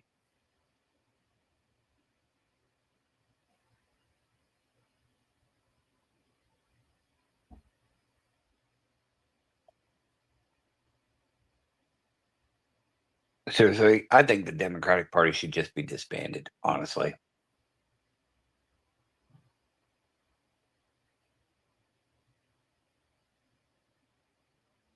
I'm looking forward to seeing an investigation into these election results.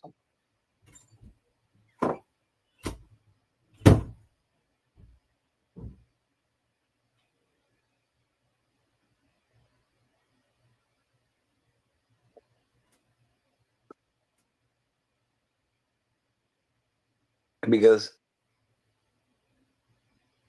the majority of these percentages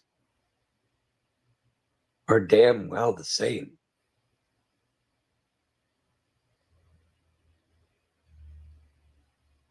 It's almost like it's scripted. I mean, I'm sorry, but I gotta call bullshit on this. I want an investigation into this.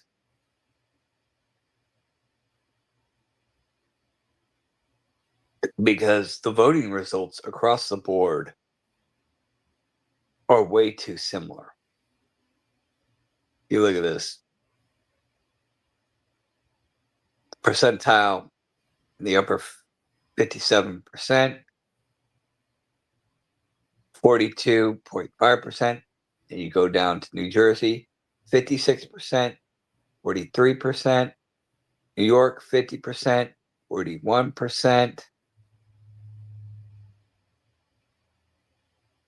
And then you look at these numbers, 63.6, 63.9, Again, 57%, 42%. These numbers are. Since when do elections in multiple states have such similar results across the board? That is completely insane. It is, but it is. Yeah. I was talking about the election results across the board. They're eerily similar all the way across the board. Exactly.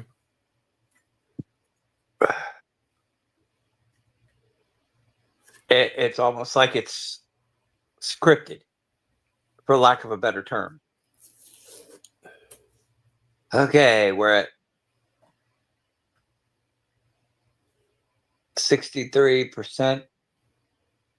Yes, 36% no.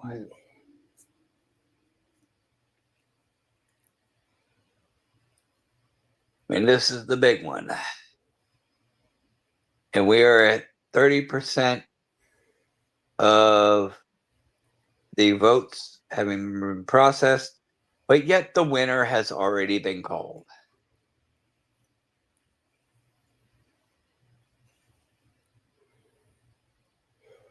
Not sure how. They can't call it. Every vote is counted. Yeah, but they called it. I mean, you're looking right at it. You look at the screen. It says winner called November 4th, 2025 at 10 p.m. Central Time. Here, I'll highlight it.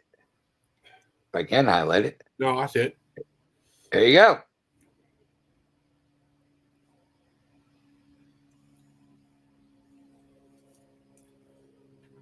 Yeah, call bullshit. Yeah.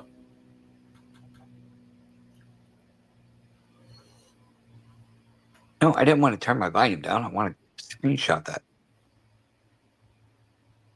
That, as you just... What you got? There's a plane crash. Tower, we learned officials have confirmed 7. One of these has chlorine, microplastics, and forever chemicals in it, and one is aquasonic. Tower, we learned officials have confirmed 7 people died, 11 others hurt.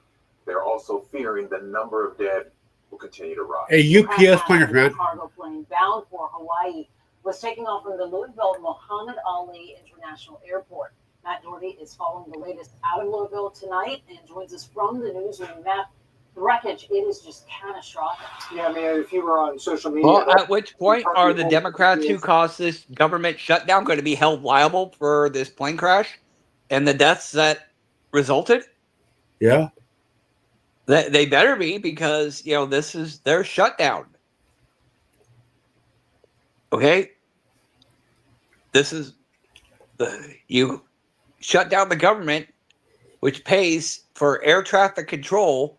You shut down the government, you're going to have a breakdown in air traffic control, and now you've got plane crashes and 7 people dead.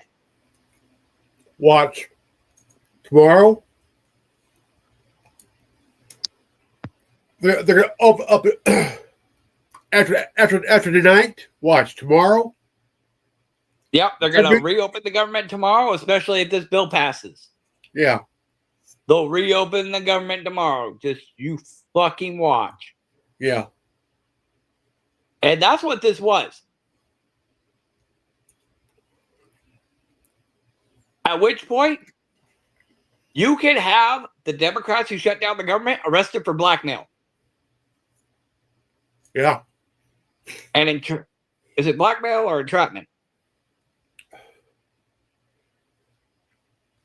Entrapment. Yeah. And Schumer. Because they held the American people hostage in order to influence an election. Yeah. Okay, so man, there are so many laws haven't been broken just in that statement alone. Okay, I want to see indictments. come tomorrow morning, like no joke. If the government reopens tomorrow, I want indictments on every single one of these Democrats who kept the government shut down. Because they fucking held the American people hostage, with especially those with the fucking food stamps. They held motherfuckers hostage to get them to fucking pass this legislation. And you fucking know it. Yeah.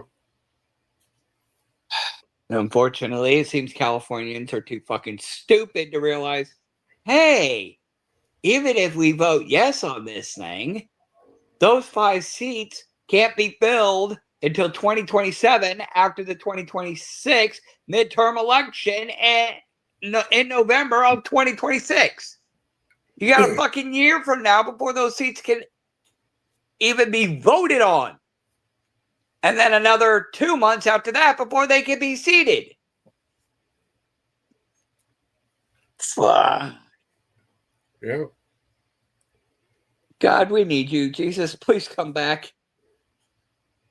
We need you. People are stupid. Yeah, we've got 66% versus 34% even. And we are at 50% of the votes.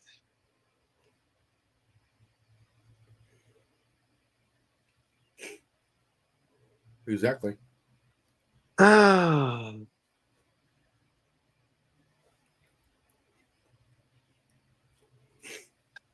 Wait a minute. This is still midterm election season, right? Say again? This is still a midterm election season still. Yeah, we're not even in the midterms yet. Midterms aren't until next year. They won't be able to vote on seating these seats until next year. Yeah. So it's really kind of redundant if you really think about it. Because they've got a year and 2 months before they can even think of doing anything with these seats. And that's provided they even get all 5 seats filled with Democrats.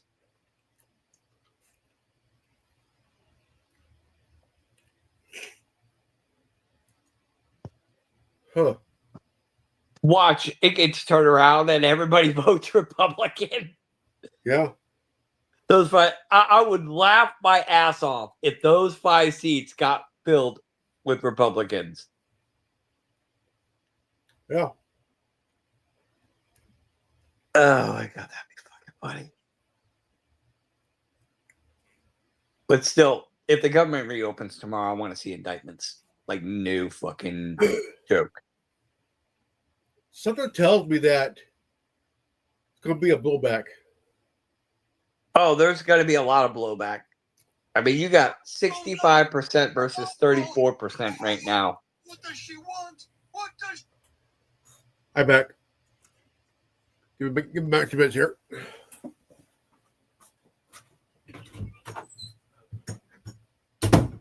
Okay, AP estimate 50% of votes in last update, November 4th, 2025 at 10:22 p.m. Central Time. Again, winner prematurely called at 10 p.m. Central Time on November 4th, 2025. We are now at 57%. 65.1% yes, 34.9% no.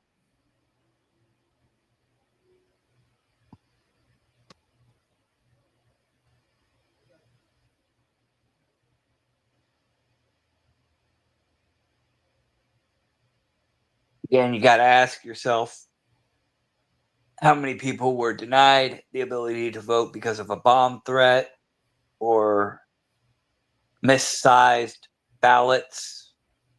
or even voting machines that failed to work. You heard a lot about that today. So it begs the question, what's going to be done about it? We have clear signs of what could be seen as election tampering, at which point the party responsible, or the party that the tampering favors, should be disqualified. And Trump needs to pass an executive order right fucking now stating just that. That if there is found to be election tampering during the election process, that the voting process be placed on hold until the investigation is concluded and the situation resolved, at which point voting can resume. And or pass a legislation that if there is found to be voting fraud or election tampering or cheating of any kind, the party that is caught doing so is disqualified. Okay, that's only fair. I mean, if you are caught cheating in a sport or a race or something like to that effect, you're disqualified. If you are caught cheating in any type of sport, you are automatically disqualified. So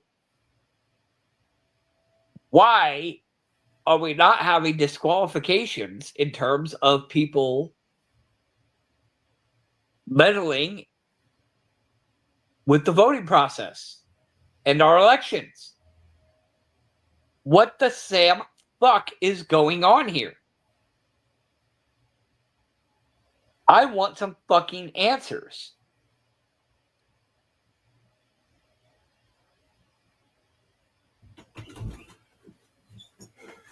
$300 million, man.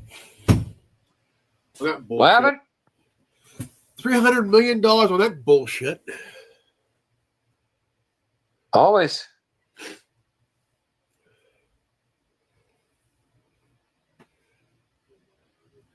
Come on, man. I'm just tinkering.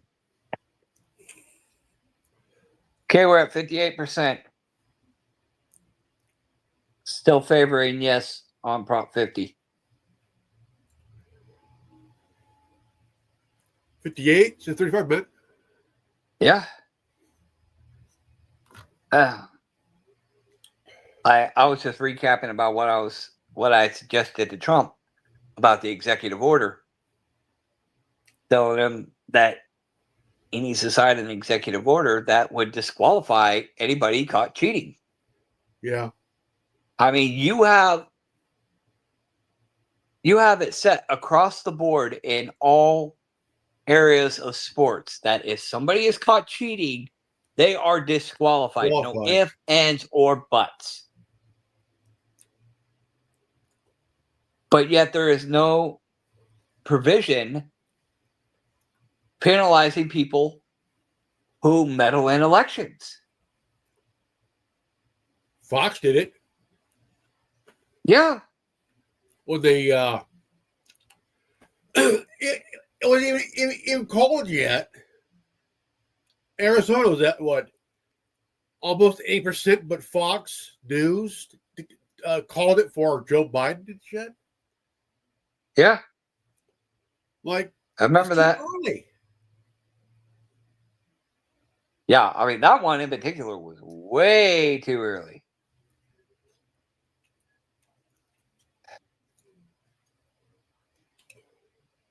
Come on, let's do something.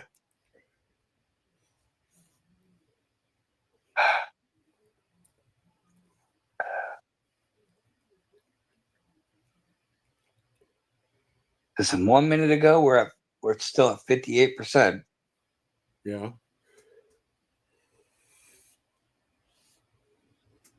Every Democrat,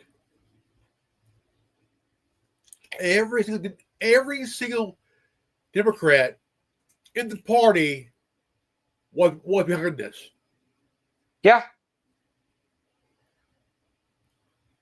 And then you have bomb threats in all and a whole mess of Republican areas.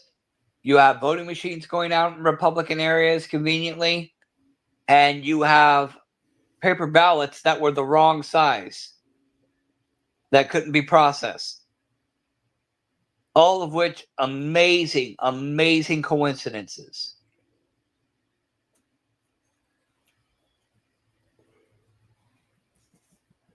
I mean, at which point I would say, I'd want not a recount, but a revote.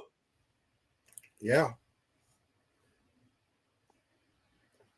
No signs of election tampering. I mean, we need fair, unbiased elections.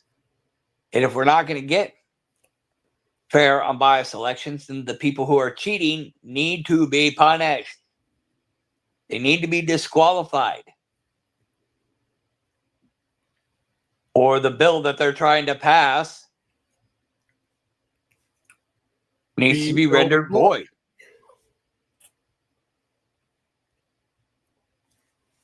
Okay, Trump needs to sign an executive order right now.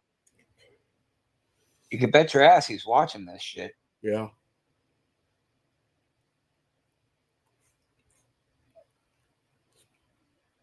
I don't know. 59%. I don't know if the tide's going to turn here.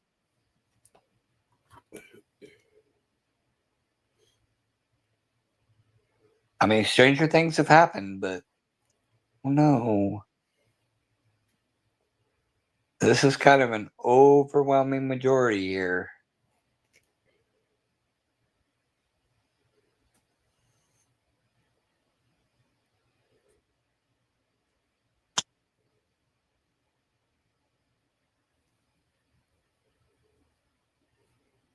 I don't know, California.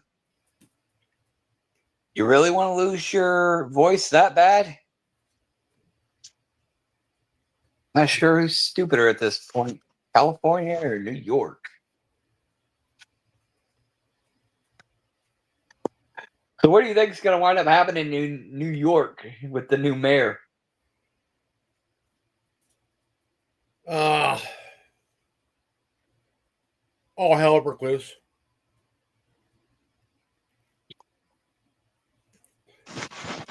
Think they're going to have another 9/11? Probably.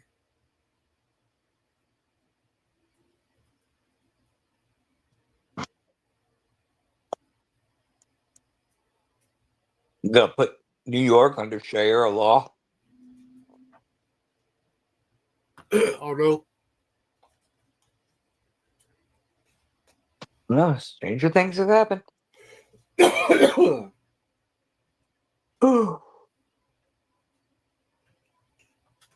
How the fuck do you call a winner the second the polls close, man? That is some bullshit.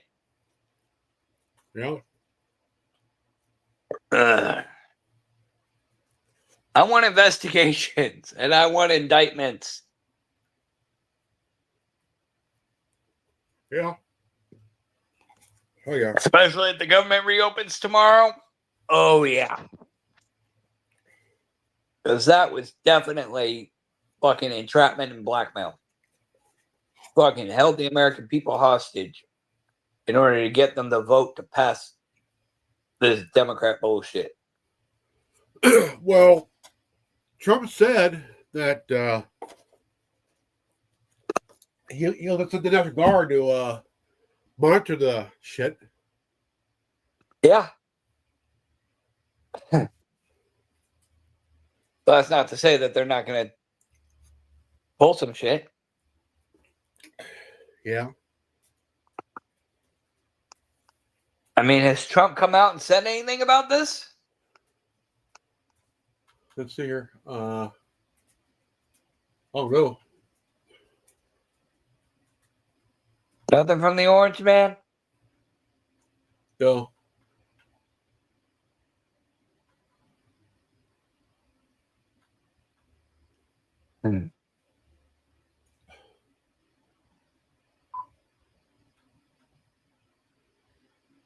Leprechauns.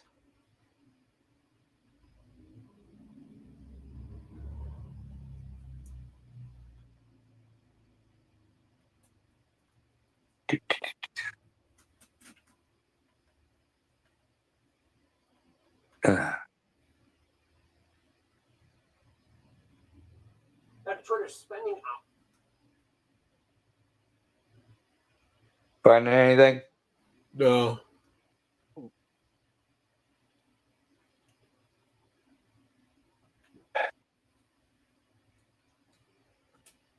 Now that Proposition 50 has passed, California's 41st congressional district will basically disappear. The 41st currently stretches from Corona to Palm Springs, but will now move entirely into Los Angeles County under this new redistricting plan. Rob McMillan, following what's happening in Republican Kim Calvert's district tonight. We saw a line behind you before, Rob, and it looks like people are still waiting in line to vote, and they can if they were in line by 8, right? That's right. Polls closed at 8 o'clock, but still a very long line of people here waiting to vote at Corona High School. Check it out. When we got here around 4 o'clock this afternoon, the line People are still in line. long, but now it's well over an hour. You can see it wrapping up, going all the way down around that corner there. Not only is Prop 50 a controversial issue, but it affects this community more than others because the makeup of this district, as you were pointing out, could change completely if Prop 50 passes. Now, let me explain why. Let's first bring up a map of what District 41 looks like right now. You can see on the western edge, it starts here in Corona, then moves southeast toward Lake Elsinore, east into Menifee, and then on the eastern end of that map, it covers parts of the Coachella Valley. But if Prop 50 does indeed pass, this is what District 41 would look like. As you mentioned, not even in the Inland Empire anymore. Voters in Downey would decide who represents them in this district. Many of those voters liberal, meaning Republicans. Albert would most certainly face a steep uphill battle to retain the seat in Congress he held for more than 30 years. And as we've been talking about, that's done by design.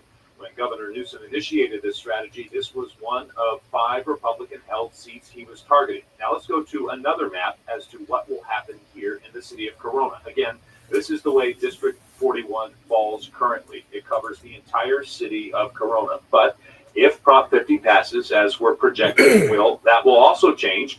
Here's what it will look like in the future. The northern part of Corona would then fall under District 39, which is represented by Democrat Norman Torres of Ontario, and the southern part of the city would then be part of District 40, which is currently represented by Republican Young Kim of Orange County. Voters we spoke with this afternoon weighing in on both sides. The fact that we're responding in kind to what's happening in Texas and what they're trying to do in other states, I think it's a good thing. I mean, I don't think we should sit back and watch our freedoms get taken away. I voted yes because I'm voting for my people who don't have a voice. My thoughts are, if it's not broke, let's not try to fix it. Democrats are trying to take over everything, and this is not fair. Frankly, I think Newsom is making a mess out of this state. My thoughts that they wasted millions of dollars for one item on a ballot to create all this expense for this quote anti-gerrymandering thing. $300 million on this bullshit. This evening, pointing out to their thoughts when it comes to how they voted, saying it wasn't any particular small local issue. It was more big picture, more ideological.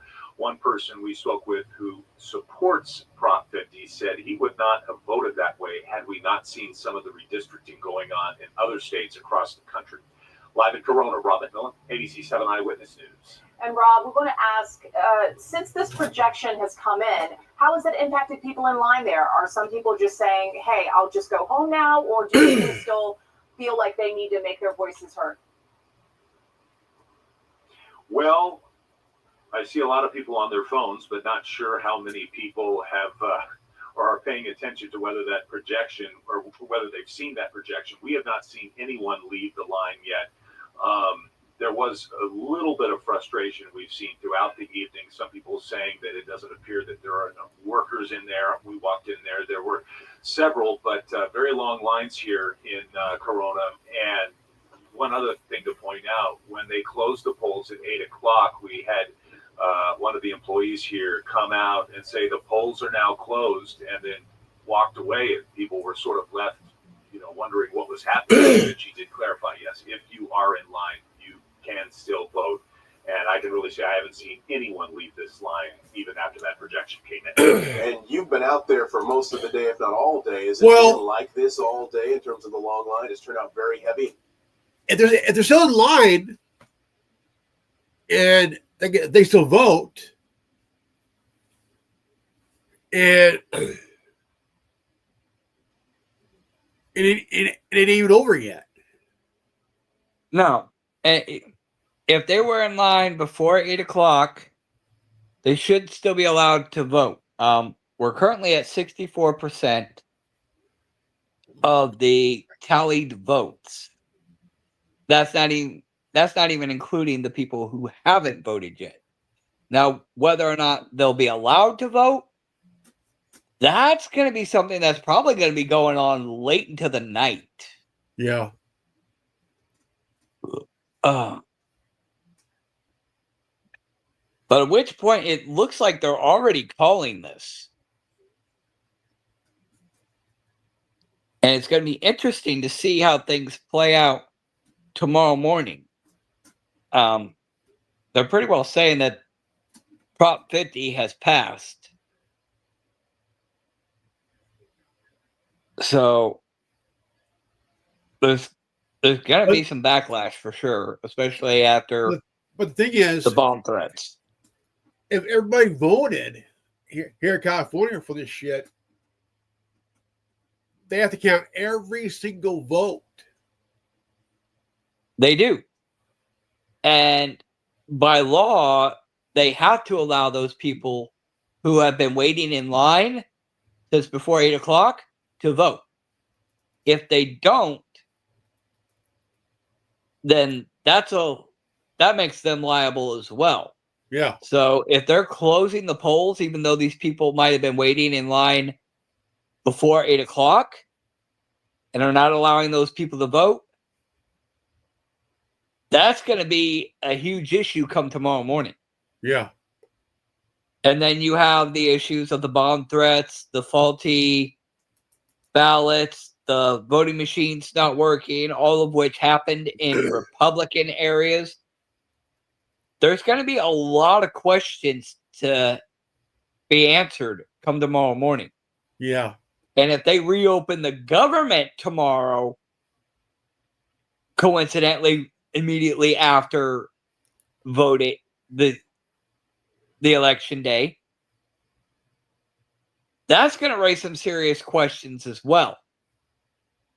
And it raises the speculation that this whole government shutdown was just a ploy to get people to vote Democrat.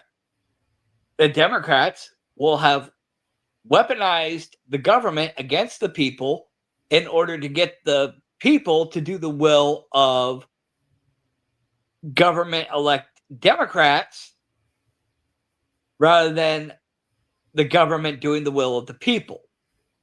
Exactly.